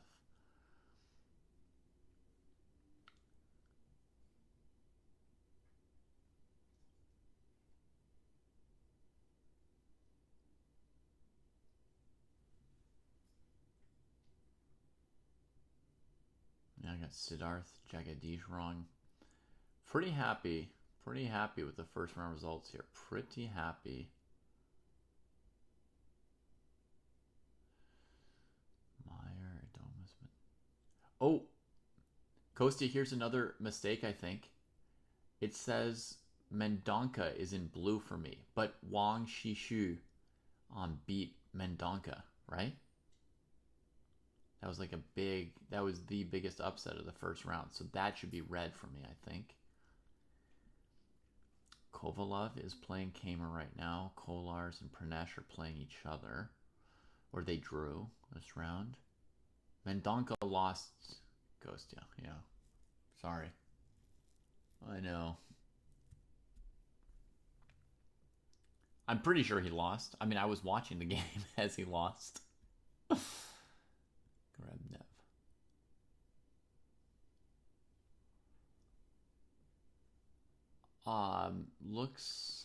Looks good other than that. I mean, I don't know for sure what happened in every single game, but that feels about right.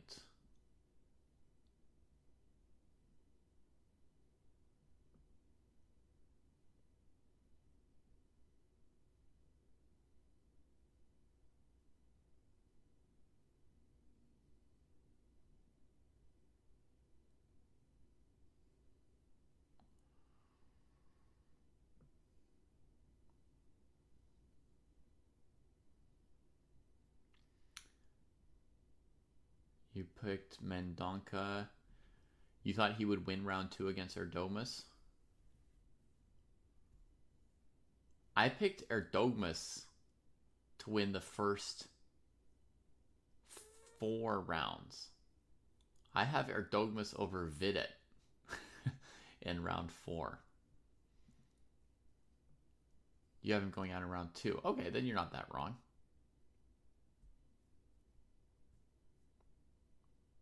Just 1 round wrong.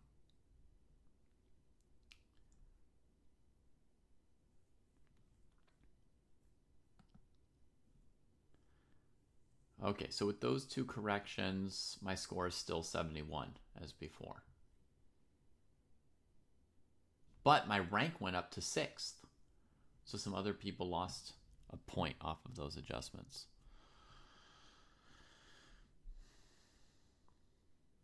It was a very successful first round for me.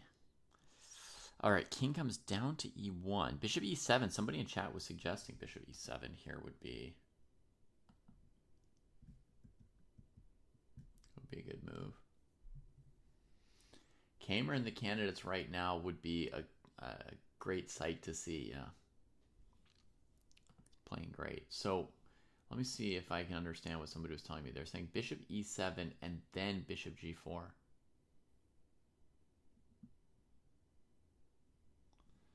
Would win this pawn. So white plays king e1, seemingly anticipating bishop g4. If Anish plays bishop g4, I think white defends with bishop d5, saying if you win this, it's opposite colored bishops, so it doesn't matter that you've won a pawn. And if you go king here, then he can just check again. So king e1, bishop f6 played. So Anish signals some intentions this way.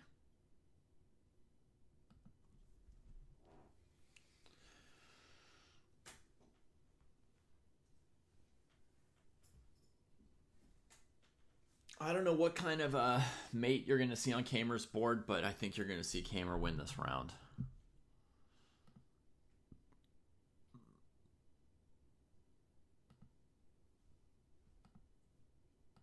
Here's the position, g4, trading a pawn. Reasonable choice. I don't think we're going to see bishop and knight mate. I don't think white can trade all 4 of these pawns and then lose the rook to this. I think white's losing even worse than that here.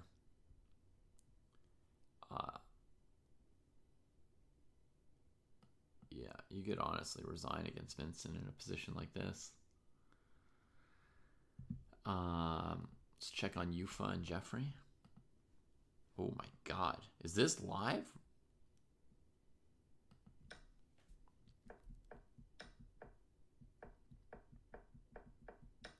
Oh my gosh, he couldn't even take because of rook h3. Energetic play from Jeffrey. And the pawn goes past.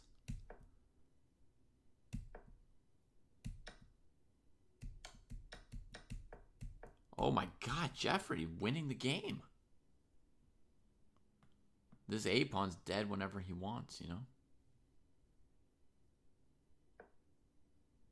But he wants to win this pawn.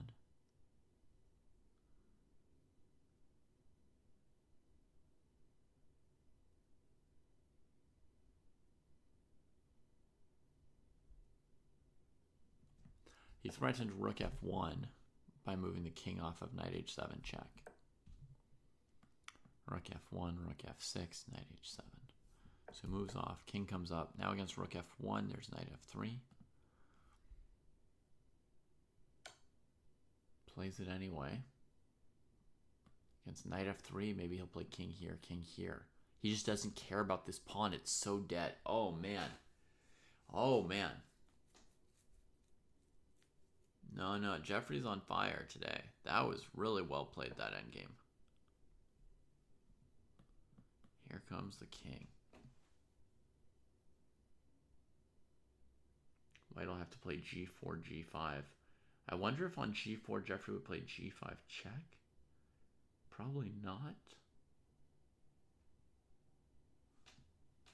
Because then the king goes somewhere like this, and you can't defend this pawn. And the pawn trade helps white to defend a little bit. And overall the position's winning, so there's no need to play that. You just play here, here, here probably. Bullying those pieces with the king. Yeah, that's clean enough for black. King e6, king d5.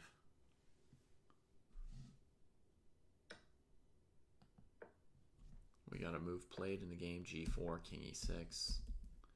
Yeah, this is bang, bang, boom. I'm not going to do as well in my second round predictions, I can see already. Yeah.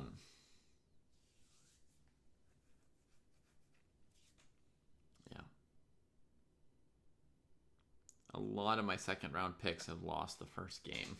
A lot of them. And very few of them have won.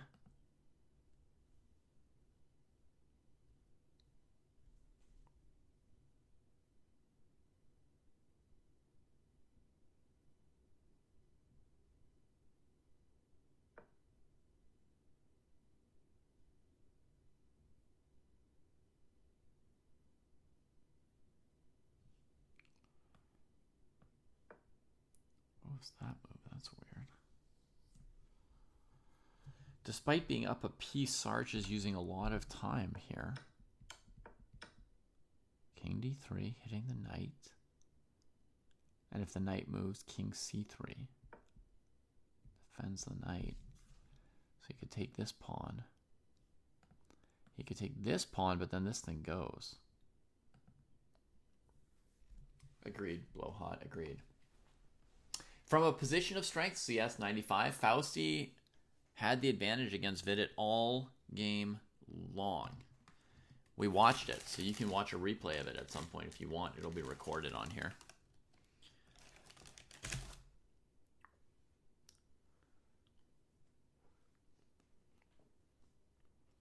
I wasn't going to watch the game, you know, because I wasn't going to watch the 200-point mismatches. I was more interested in the 2600 versus 2600 battles today. And somebody said, please, let's see Fausti's position. And then we looked at him and we're like, whoa. He was doing some incredible something incredibly aggressive from move 9 or 10, and so we ended up watching the game.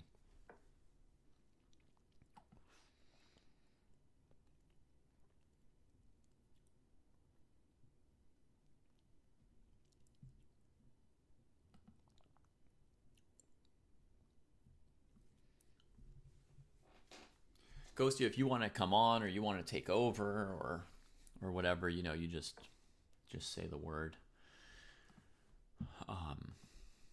You're always welcome to. Shanklin, big win. The H pawn advances after bishop f6.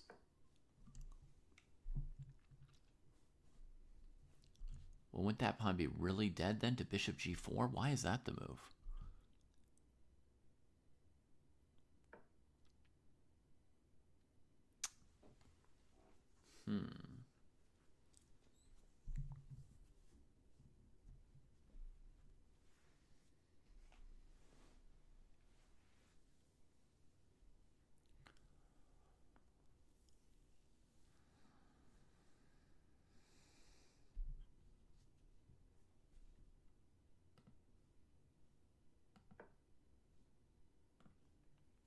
Looking for some activity.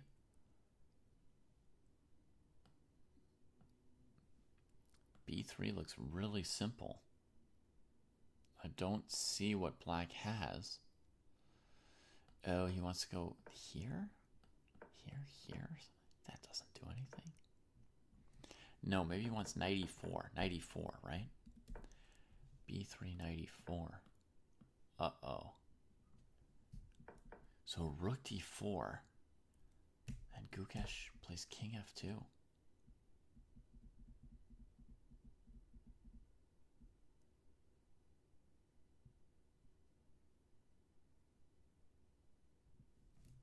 Okay. So he gives this pawn to hopefully get this pawn. I guess this pawn's also hanging in some universes.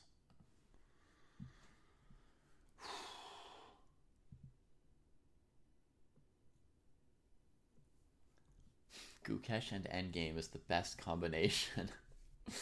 I don't know if that's true or not, but I like what you're saying. Because I like Gukesh and I like endgames, so...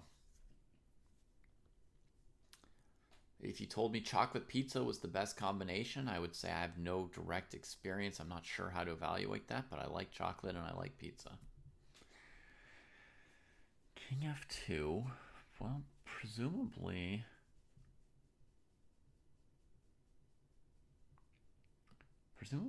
here.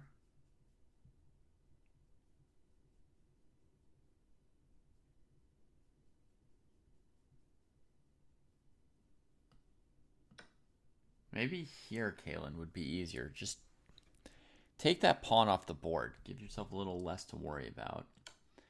Knight Chekovich. King comes. Takes. I guess we still have things to worry about. Chess is like that, huh? There's always something else to worry about.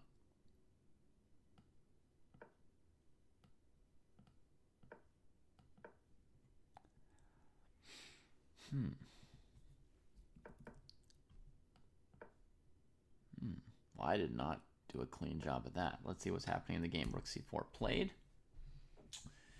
Okay, so you were saying king e3 first, huh?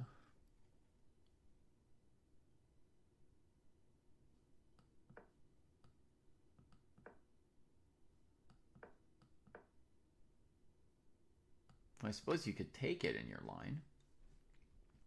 Then start moving the pawn. Doubled pawns isn't perfect, but the knight does hate those outside rook pawns. So maybe two of them is better than one. Maybe even one would be enough to win this endgame.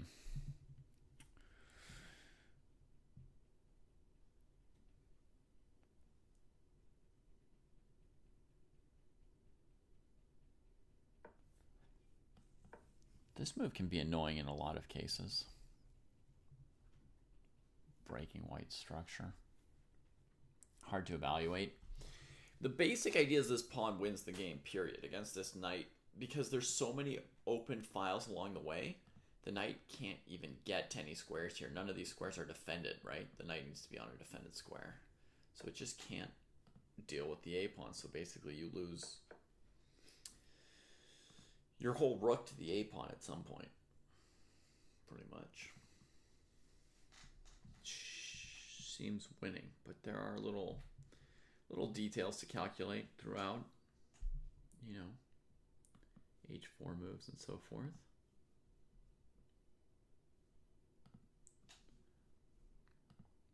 All right, we got somebody else joining us.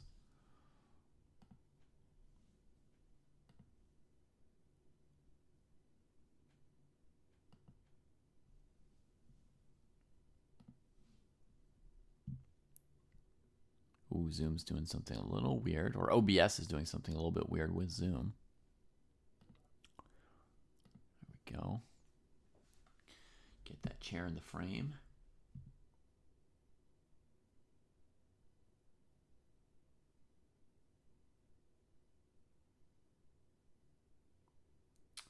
Yeah, that's from ancient days, Jet Parrot, but part of that remains true. I mean, a lot of things have changed over time as well.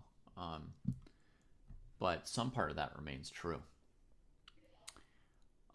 That was really early days. That had to be maybe my first year at chess.com, 2009 or so. Yeah, some people were asking, like Jeremy Silman and I, how many games of chess has a master, played over or studied in their lives? And we did some, we took the time to do some kind of calculation, like how many games do we look at on an average day and multiply it by how long we'd been playing chess and stuff like that. We came up with some number. I don't remember what the number was right now, but it was something on the order of, we probably looked at 10 or 20,000 games in our lives. And everyone's like, no way, you're lying, it's only 100 or it's only 150. Something, they're like upset, very upset at us for claiming to have looked at a lot of chess games.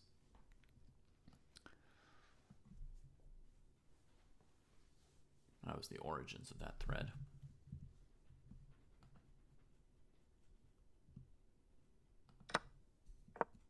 King e3 played. So you got that right, Kaylin, right? You got your moves right in your variation. King e3 is what you suggested, and it's what Gukesh played.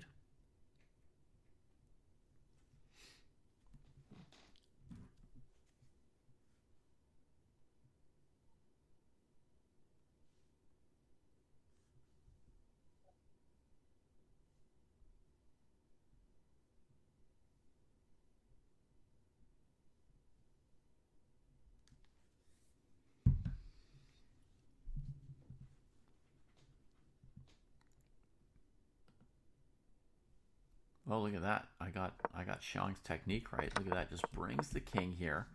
Just dominates these pieces. Squishes them against the side. And wins without a further blow being registered. Beautiful. Beautiful game by Jeffrey. He wins with black. That's huge. Like Shanklin, I guess, right? You win with black in one of these 2-game matches. Woo. Big. Very big.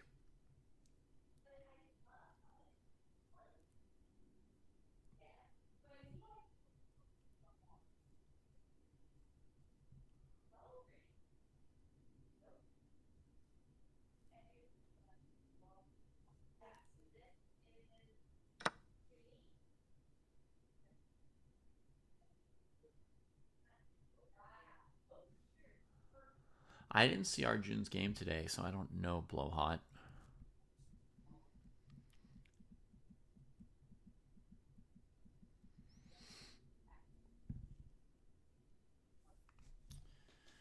All right, bud. Sorry about that. Arvind hanging in here in a somewhat tough endgame for the knight against Kartik Venkataram.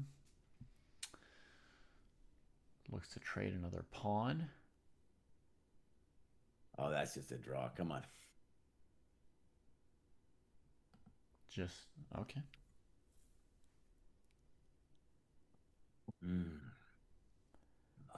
If you say so.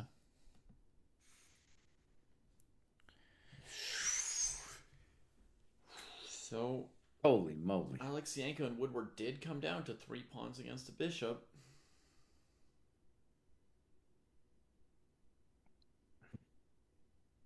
Huh.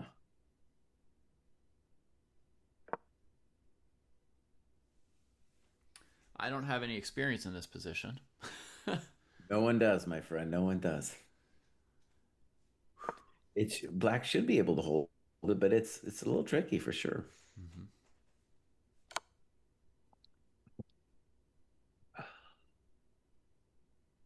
Like if I played Rook C5, just as an example, how would White make progress? Mm-hmm. There might be ways. Yeah. One idea, I guess, would be to check you. Yeah, King H6. And then come back to... Hang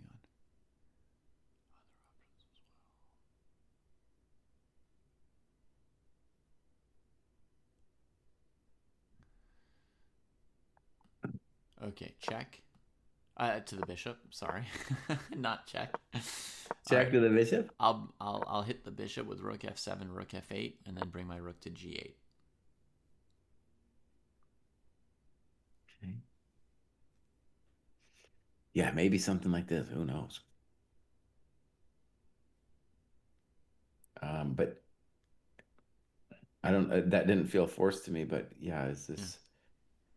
Um, that's a thought. Um, okay. So I guess for me, Yeah. do we feel like Gukesh has a solid advantage? We think so. Rook B4, B3, A4. All these moves predicted by Kalen. I mean, I think basically, even though they're doubled isolated pawns, I think the rook pawns will beat this knight. I think it's winning. I don't think it's like just an advantage. I think it's winning. Game over. Well, even if I just but the problem is if I take on D2, he's banking on knight E4. Mm-hmm. Also, couldn't I play? Is there something? Oh, yeah. Is there something actually wrong with A3? Oh, A3. for white right here, huh? A3. To get the rook out of the 4th rank, huh? Then E4 and F4 won't be so sensitive. Well, also I could play B4 after that if I wanted to, and just be A3, like A takes B3. AB. B2. Bishop C2. D1. Oh, sorry, that's where I blew it. Come on, Kraai, buddy. All right, don't play A3 then. Yeah. I think just taking. Just take it. Yeah. Just take it.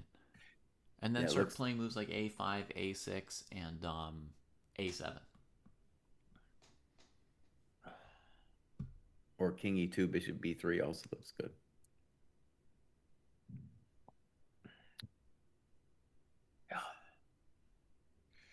No, it's too good. Okay. He's gonna think about it. And we're saying Keimer is winning now? Mm-hmm. Oh, yeah. Dude, let's just say that Keimer's rise is all about these playing endgames really well, like tricky endgames. And when we started this after the move F3 by White, I was like, at first I was like, White's better. And then I was like, no, it's about equal. But really, what he did was he persecuted the knight on A7. That's how we got to this drama. Yeah. Yeah, and his idea of bringing the knight from C7 to C3, essentially, to lock out the white king and to take space from the rook, and just say, hey, he can always trade 2 knights for the rook and still trap the knight on A7. So he allows white, in theory, to win back their material anytime. It was incredible what he did here with this thing.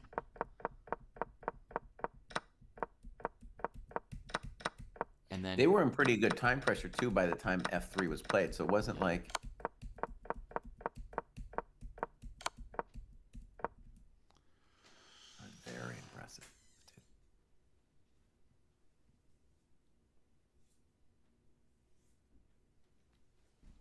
Um, Beautiful. I want to ask you one question though. Could we go back on that position to move 40 for black? Mm-hmm. I feel like I'm missing something. I'm move 40. So he goes bishop d7. Mm-hmm.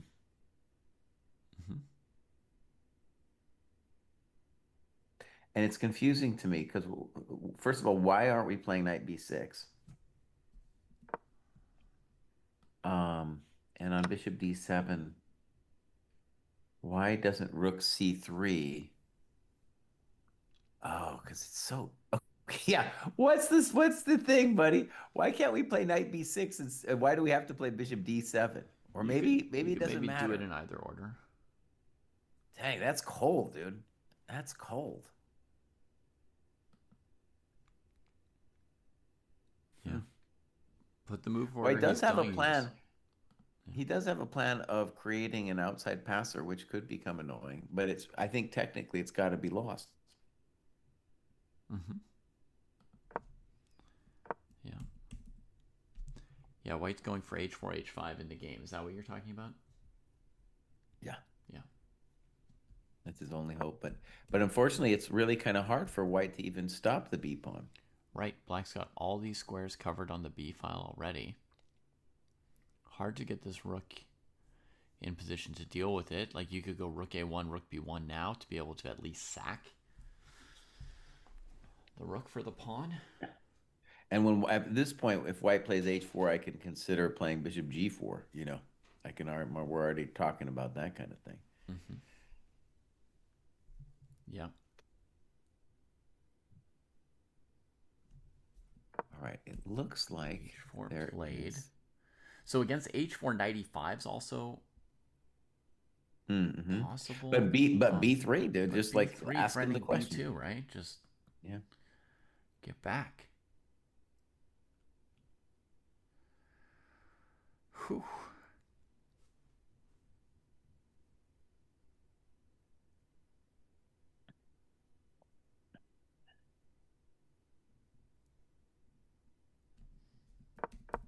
Plays b3, rook a1. So I think 95 is probably the cleanest here. And then if h5, I play knight g4. And if h6, I just take on h6. Mm-hmm. That's super clean. Yeah.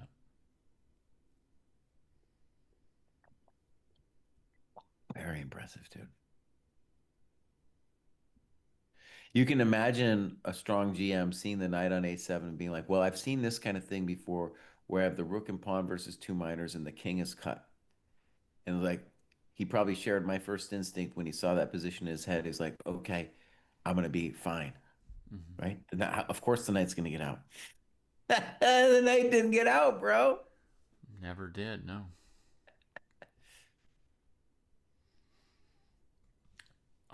What did Gukesh do? He didn't take on a4?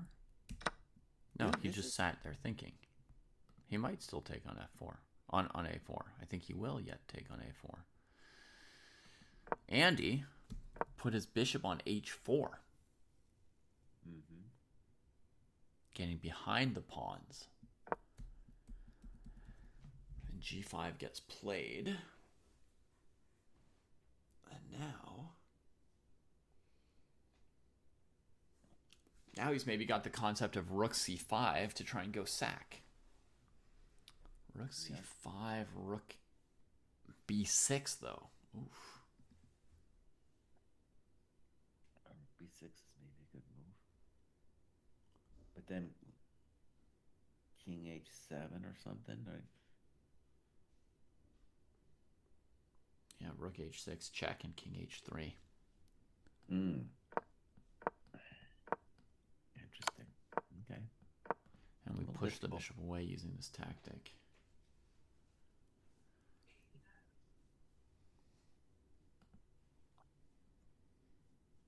Yep, okay, that was good.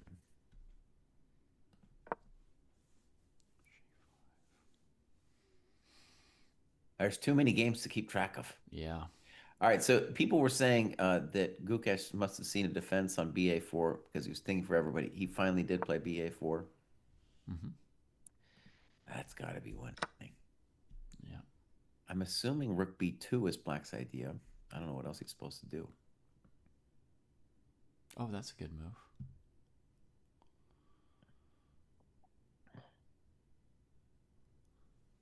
That's a good move.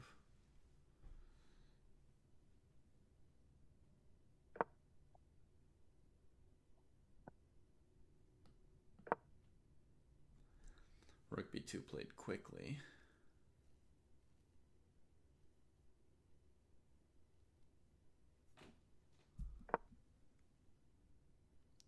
a3.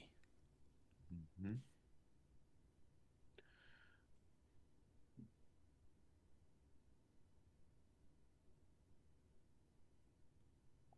Yep, dude was calculating it out while we were chomping on our bits. What's his plan? Rook a2, king e2, rook a3, rook e3 to cover his kingside pawns? That's a thought. Yeah. I think he's gonna have more than one option. Okay. He also has rook a2 and maybe g4. I don't know. Mm-hmm. In general, as long as black doesn't get anything amazing, the past a pawn is too much. Mm-hmm. Yeah, black has to get something pretty darn good.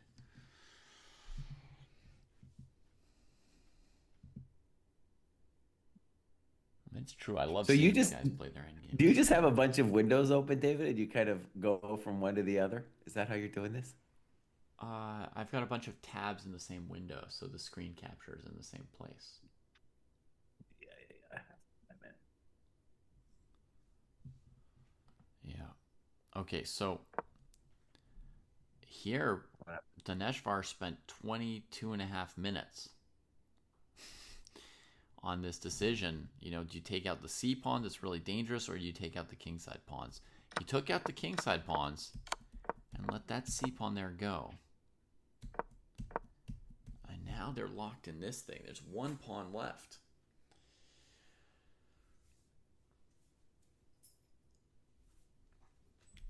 White's like trying to come around for knight c1 to clean him up. It looks lost.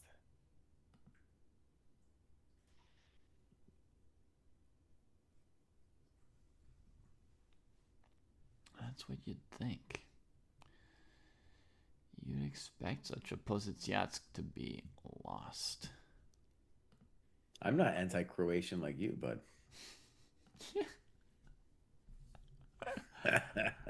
The things we get accused of. I know, I know. Brutal. Okay, Geary went after the a pawn here. Gets hit by knight d2. Now he's got a bishop on a2, kind of trapped like Kovalenko's knight on a7. Busts it out by sacking his pride and joy, the protected past b pawn. Tries to run his own b pawn. What a mess.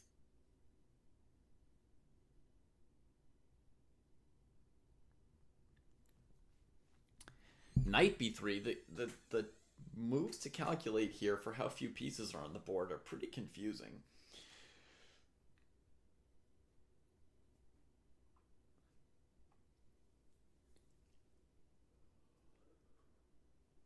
Huh. Yeah, it's confusing.